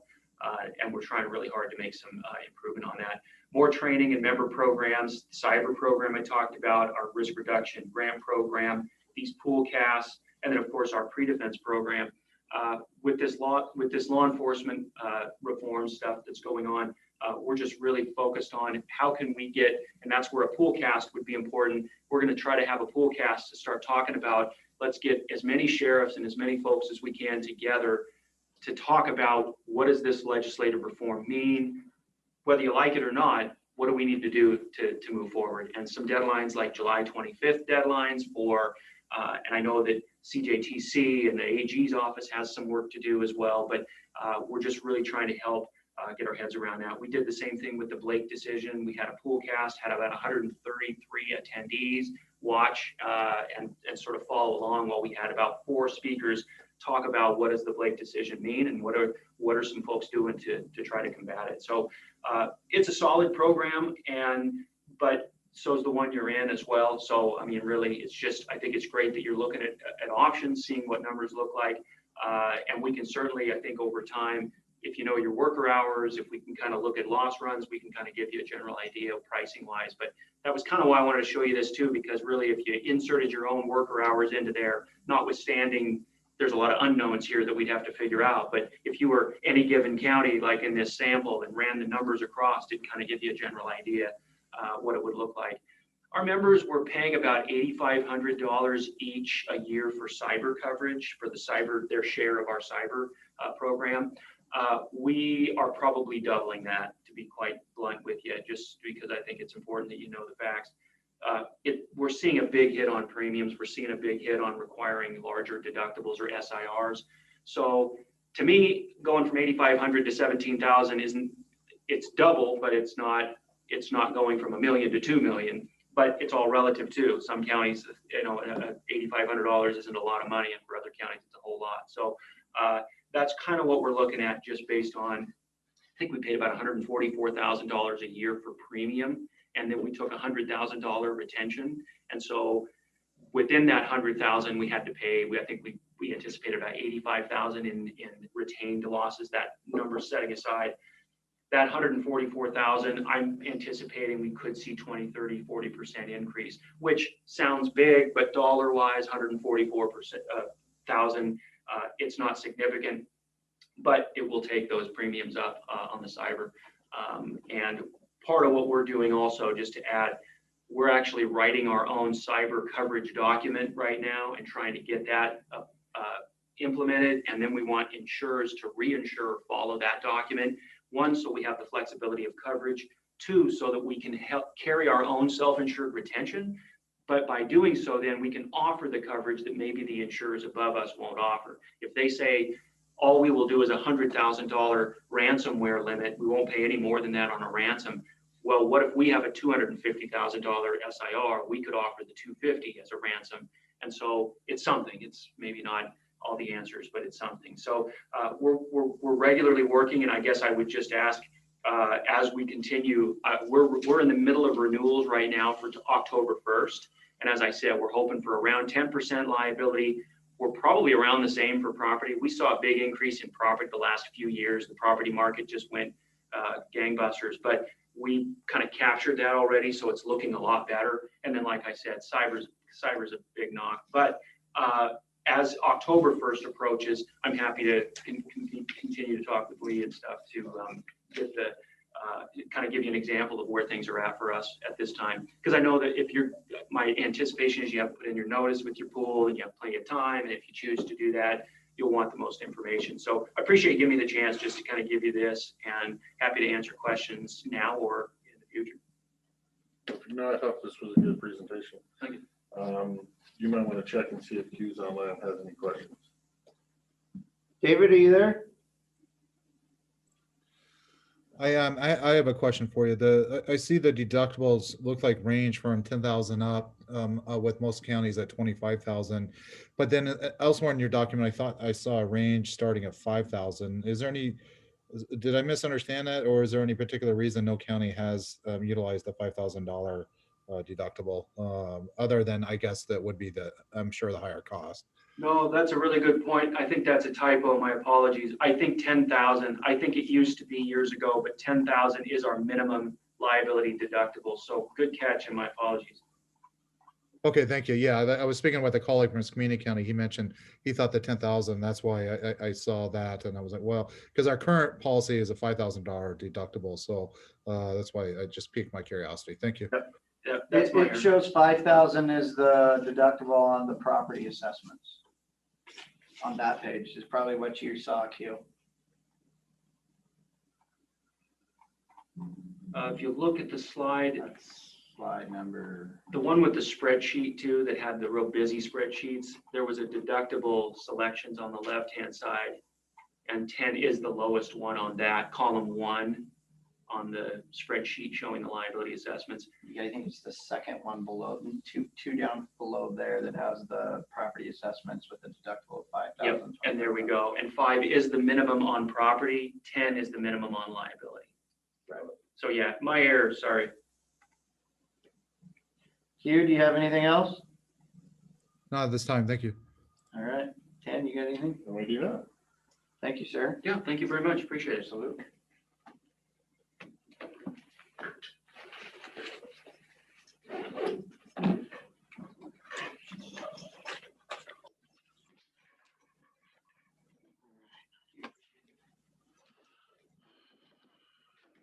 Since we're running 15 minutes ahead, why don't we take a 5 minutes? Sounds good. All right, we're in recess for 5 minutes.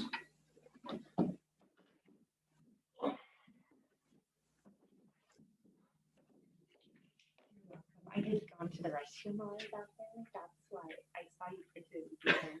I didn't, well, I didn't know, because usually I can hear if the printer goes off. Oh, okay. Did you get your thing fixed?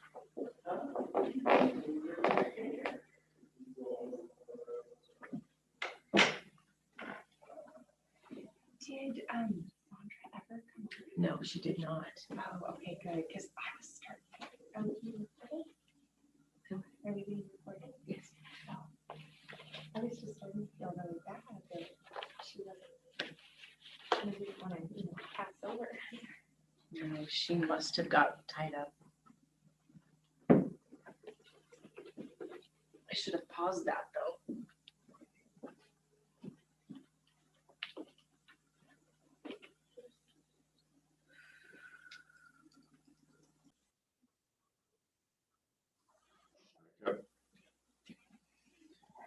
All right, we are going to open it back up for unfinished business to consider the approval of the ordinance in support of the board's action on May 25th, 2021, relating to the industrial solar ordinance.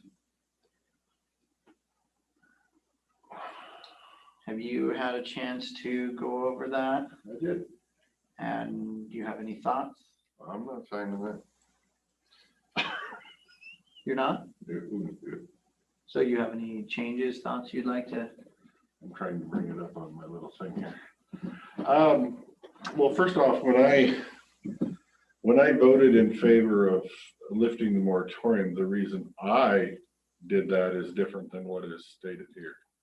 I did that because the board did not have interest to move forward with ordinances. So if we're not going to move forward with ordinances, there's no legal justification to have the moratorium, so then you need to remove the moratorium. This says the board found there's no need for ordinances. I still believe there is. So unless we can work something out in removing wording, that it's something that I guess we all agree on, because I can't sign something I don't believe in. Okay. So the reason I voted to lift the moratorium is because the board did not favor moving forward with ordinances. And again, if they're not going to, then there's no legal justification for having a moratorium, which means I have to vote no. So I don't know how you work that into whatever you got here. Yes.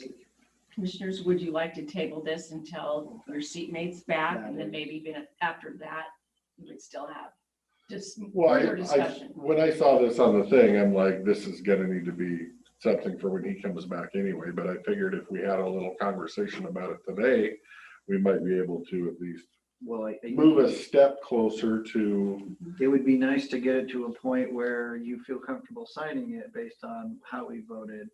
on November 17th. I said, it would probably be best for all parties considered to have all names on the document. Yep, absolutely. But we all have to be willing to stand behind what's written on the document.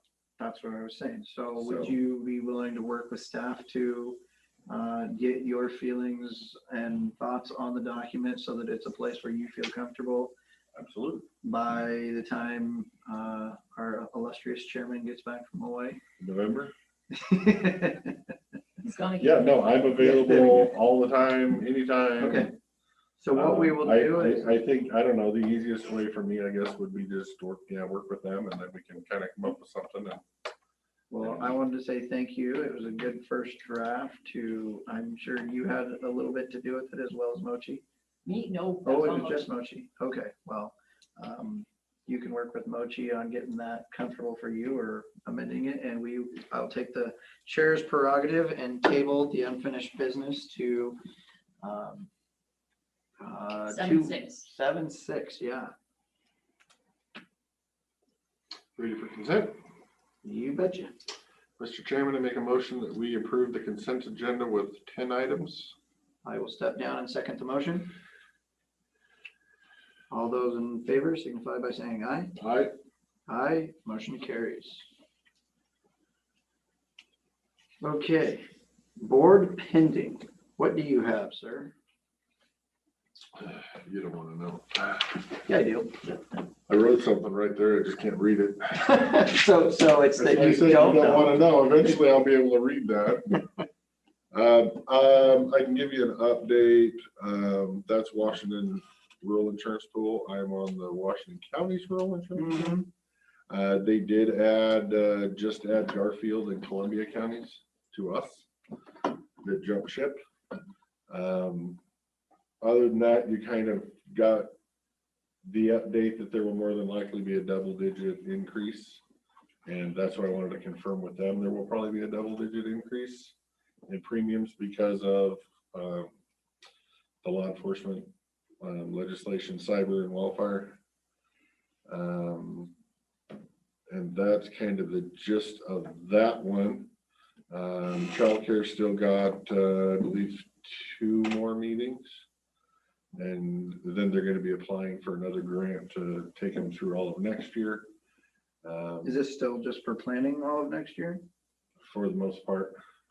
It's a continuation of what they've done in the last year, for another year, for another grant cycle. Have they found anybody willing to own and operate a childcare in Golden Bell? What they're mainly pushing for now is help people get legal, not for a facility run operation, but to get people understanding Have that they operations?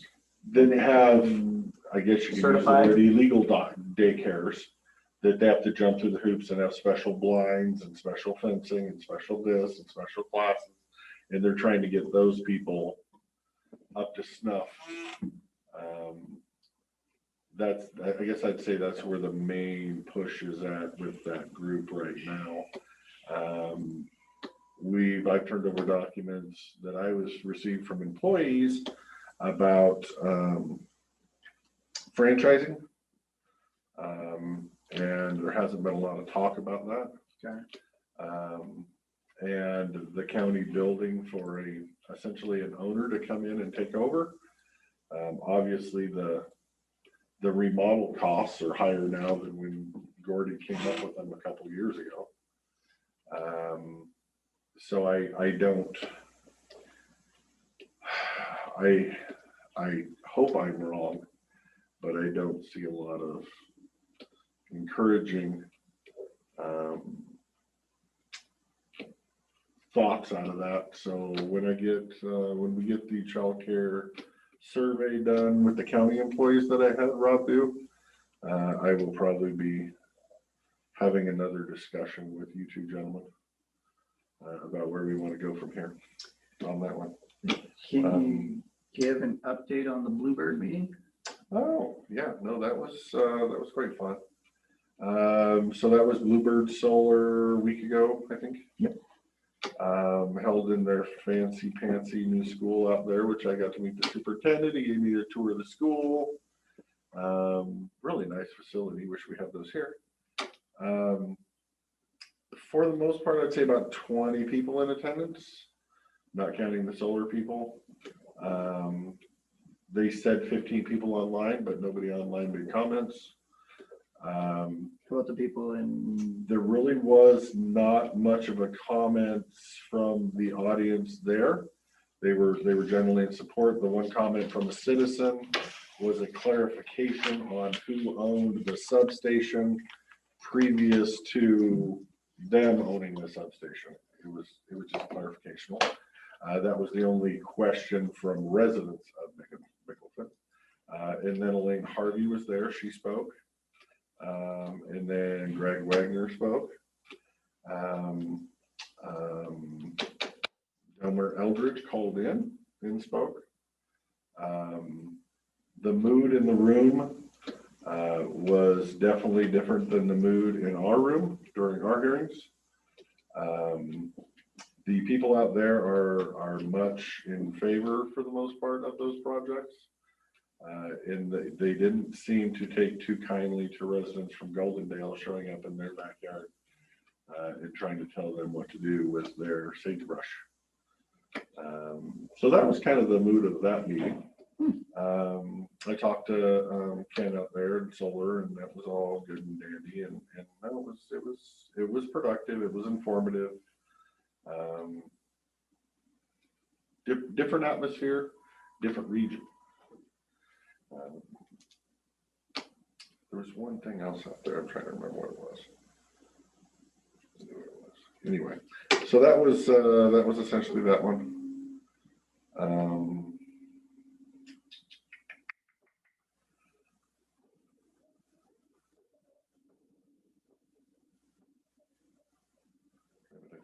That's for you. Did you figure out what you wrote down? No. No.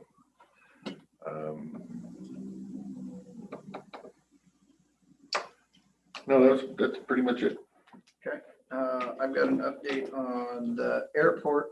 I know I brought in front of you guys, we were looking at turning the manager position into a county position. We're running really tight on that schedule for when the airport manager leaves. We have one person who's intimately familiar with the airport who is potentially interested in taking over that contract for the remainder of the 2 years. And if they would do that, then we could be in a position where they could then transition into a county position if they would like. It would be like a 2-year trial. What do we pay for the contract for them to run the thing now? It's about $130,000 per year, but that's split between Klickitat and the city of Dallas. Right. So I guess my question is, what is going to be the cost difference between doing it as a contract and splitting that with the Dalles, or if we just hire them as a county worker? I mean, are we going to be hiring them at 130? Well, you wouldn't hire them. If so, would we get any part of reimbursement from that from the Dalles? Oh, it's been the same price on a contract for, a long time. That contract was, so you have to do the airport management, but then you're also paying for all of the, whoever's running the lawnmowers, and it's 1,000 acres. There's a lot of grass to mow. And so there's a lot Are they of mowing it themselves, or are they subcontracting out they of the 130? usually mow it themselves, or they subcontract out of the 130, depending on where they're at. So likely, if we brought it on as a county employee, the overall with the benefits and everything else, it may go up a little bit, but that's yet to be seen. Right now, the city of the Dalles is still willing to manage the fiscal sponsor part of it. And I was at a meeting yesterday, and their attorney, who's on contract with the city, so they pay him by the hours at that meeting as well. So the Dalles is still pitching in a fair chunk that, probably more than their share.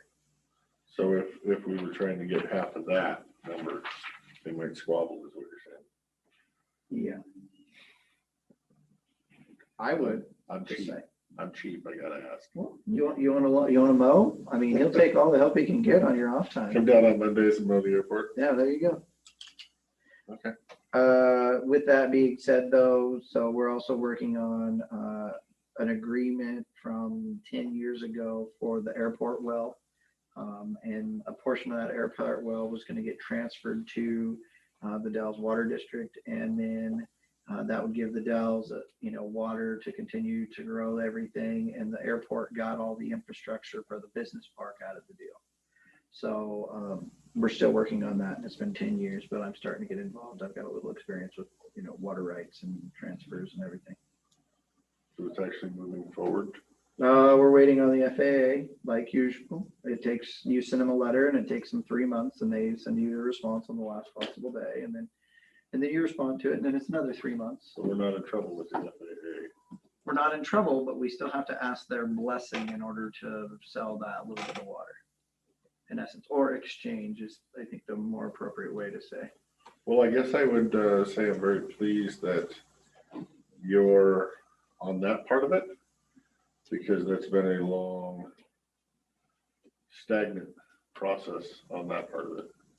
Yes. So hopefully new blood can get some new movement going there. And the other thing that I wanted to bring up that was brought up during public comment is that, we're looking at starting next year's budget cycle. It is becoming clearly apparent how much money we are spending on public records requests. And if we're going to go into budgeting session with the thought that everybody's budgets are going to stay the same, hopefully stay the same. If we won't need to have, and we've talked about it before, a public records official, we need to know numbers on what that currently looks like, how much time we're spending. We're currently, a lot of these requests are being done by our directors, which are not our cheapest employees. Those directors, if they're responding to a public records request, then they are not billing their grant programs out. So not only is it taking time, but then you're also losing the revenue on the grant side. I don't think the public realizes the amount of time just in a 5-second email that they whipped out is taking staff 17 hours. Or I to think complete Ruby a said request. 26 Or hours. 26 from solid waste on whatever that question was. But each department will still have to do their own searches of their records unless we had a records management system where Well, everything was scanned. Yes, long term, I would like to, and that's what I would like to use part of these COVID dollars for, is to get us a high quality scanning system that you can scan the document, it goes into a searchable archive. And Ruby's not going through paper files. I mean, granted, it's going to take some time to scan all the paper files. We're currently doing that, and for the archiving, for transitioning to the new building, Dev Public Works has hired a bunch of people. They're currently scanning all that. Is it a searchable archive? I don't know if it's searchable or not. I mean, I don't know if they're scanning it into Acrobat or how they're doing it. In our office, everything we have downstairs in our vault, I've got it in an Excel spreadsheet. So I know what document is in what box, so I can at least do a search. It's a little probably old fashioned and Stone Age, but at least that has helped a ton. Yeah. And I'm just thinking as we get everything scanned onto a computer, are people going to be able to find it? Or are they still hunting down the box because they don't know how to find it? Because it's stuck in a drive Until you somewhere. get those boxes all scanned. Right. And a recording or a records management system, yeah. Yeah, I mean, either way, it's no matter what, it's continuing to become more and more time consuming, more and It more will. costly, and it will continue to, and we've got to have a method to manage that. So and the main thing is right now, we don't have the policy in place where you have to go through and fill out a public records request form that constitutes the application of the public records request, which then kicks in the 5-day notification of how long it should take or what you're doing. We do have a policy, sir. Oh, we have the policy in place? We do. But we still allow people to just send an email and not fill out the form. Well, I think it Legally, depended- they're allowed to just ask verbally. I was surprised at that too. Verbally? That was in our training. Any verbal, any That was a email. long training. It was a long time ago, but yeah. Because that part surprised me because I've only, as a civilian, I've only done it once and I did it via filled out the form. Right.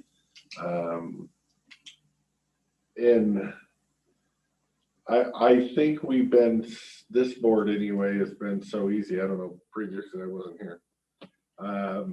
Been so easy to answer questions and try to be accessible that by answering those questions and trying to be accessible and trying to show transparency, we're opening up a Pandora's box of public records requests. Information is different than a public records. Number one, your public record has to exist. We do have a retention schedule. Yep. And once those meet that, then they are either, depending on what the DANS says, Yep. they're either destroyed, they're no longer available, or they're sent to state archives, or like in the case of commissioner meeting minutes, those are retained in the assessor's office forever. Right. So there's different criteria for Right, for different different documents. It still takes time to search. Right, and I think that, I mean, there's gotta be some training for people to understand, like you're asking for a public records request, but so much of the information isn't in public records. It's, you're asking for information because you want to understand Yeah, something. if you want to ask, yeah, and I've seen that. People are asking for public records request for information that's in your head. That doesn't, that's just, I can give you that knowledge or I can not. The public records request is for actual documents. But again, I think because Zoom is a good thing and transparency is a good thing, but because more people are actually paying attention, we're going to get far more records requests and we need to figure out a way to be efficient and productive with those. And I think the way to do that is software. So we're going to have that discussion. I mean, I like the public records clerk. I just don't know what they're going to be doing because they're going to be taking in this and they're going to go, hey, Lee, here's this. And she's going to be doing all the work. And then when she's done, she's going to hand it back to him. What is that person really doing? Unless we want that person doing work. But can that person do the work for all these different departments who have different ways of So doing it? then why do we have that person? What are they doing? And maybe they can. I mean, maybe you could teach the person to go. That's a discussion we need to have is how we want to do that. But I do think we need to get ahead of And in order, public records because it's. and in order to have that discussion, I would hope that we can create a Google document or something that allows our staff, you know, an online form that allows our staff to keep track of how long they're spending on them so that then we know what the current cost is. And then we can start figuring out how we're going to get to the way to make it efficient and affordable. And more importantly, not be using up all the valuable time from our directors who need to be doing the rest of their jobs. Rather than working on Saturdays and Sundays, you know, because we're going to burn them out. Yep. Because everybody, I mean, every one of our directors is trying to do the best they can with the amount of time they have, and they're all working extra time whenever a public records request come in. Yep. More I talked with Jen this morning to have her start thinking about how we could build that form so that, you know, it'll give us a way to try to quantify the cost. Because maybe it's just we feel that it's time consuming and expensive. Maybe it's actually not. Maybe we're responding to them. I only know anecdotally. I don't have the data to back it up. Right.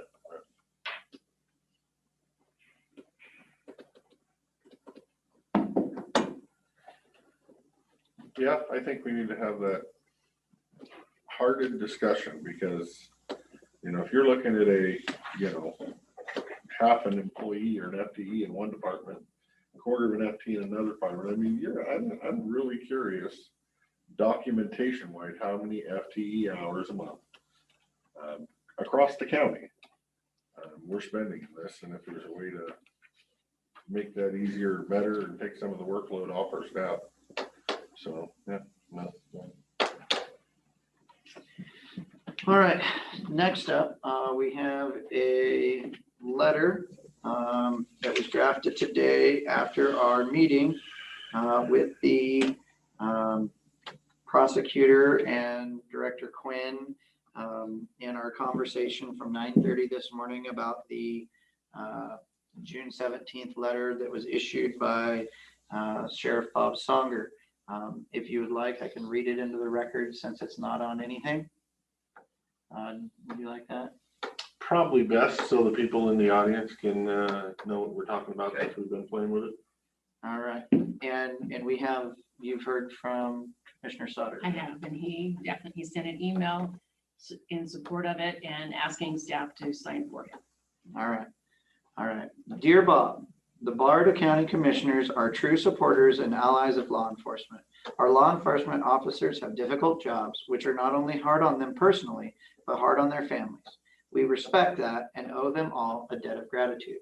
We fully understand the fear our law enforcement personnel and staff are experiencing with the latest political season of attacks on law enforcement, lawsuits, the defund the police narratives, and our state legislators' creation of laws that hamstring law enforcement's ability to uphold the law and keep our citizens safe. However, with that, we must call out your actions and your latest public statement released on June 17th of 2021. While we truly appreciate you and your dedication to the citizens of our great county and for your love and respect of the Constitution, we cannot sit by and say nothing regarding your statements that the board, county residents, and county employees find threatening and intimidating. We do live in a nation of laws bound by the Constitution. However, we cannot choose what parts of the Constitution we are going to follow on any given day. All elected officials take an oath to support and defend the Constitution. Our founders wrote the first, second, and third articles dealing with the separation of powers. In doing so, they gave the power to determine what is or is not constitutional to the courts, and whether we personally like a particular law, mandate, governor's declaration, or if we personally think it is unconstitutional. It is the courts that decide what is or is not constitutional. Your statements were construed as threatening and intimidating to elected officials and county employees. Your comments implied the arrest, detention, and recommended persecution for following state mandates and laws that you may disagree with without first going through the court process and the judicial system as deemed by the Constitution. Our county employees should not be made to feel unsafe in their working environment. All elected officials and employees should be allowed to do their job without fear of personal or physical attacks caused by the rhetoric of an elected official. The Board of County Commissioners have always supported and respected you. We now call upon you to support the board, our citizens, and county employees by upholding the Constitution and the separations of powers as written in our Constitution. Sincerely, the Board of County Commissioners. One question, persecution or prosecution on there?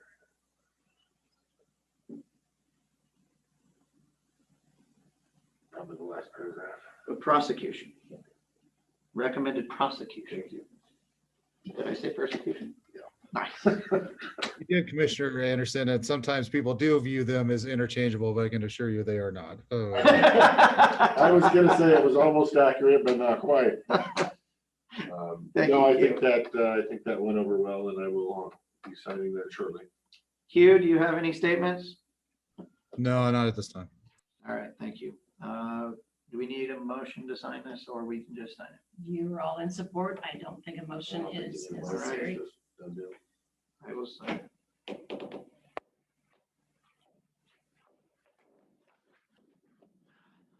Yes, sir.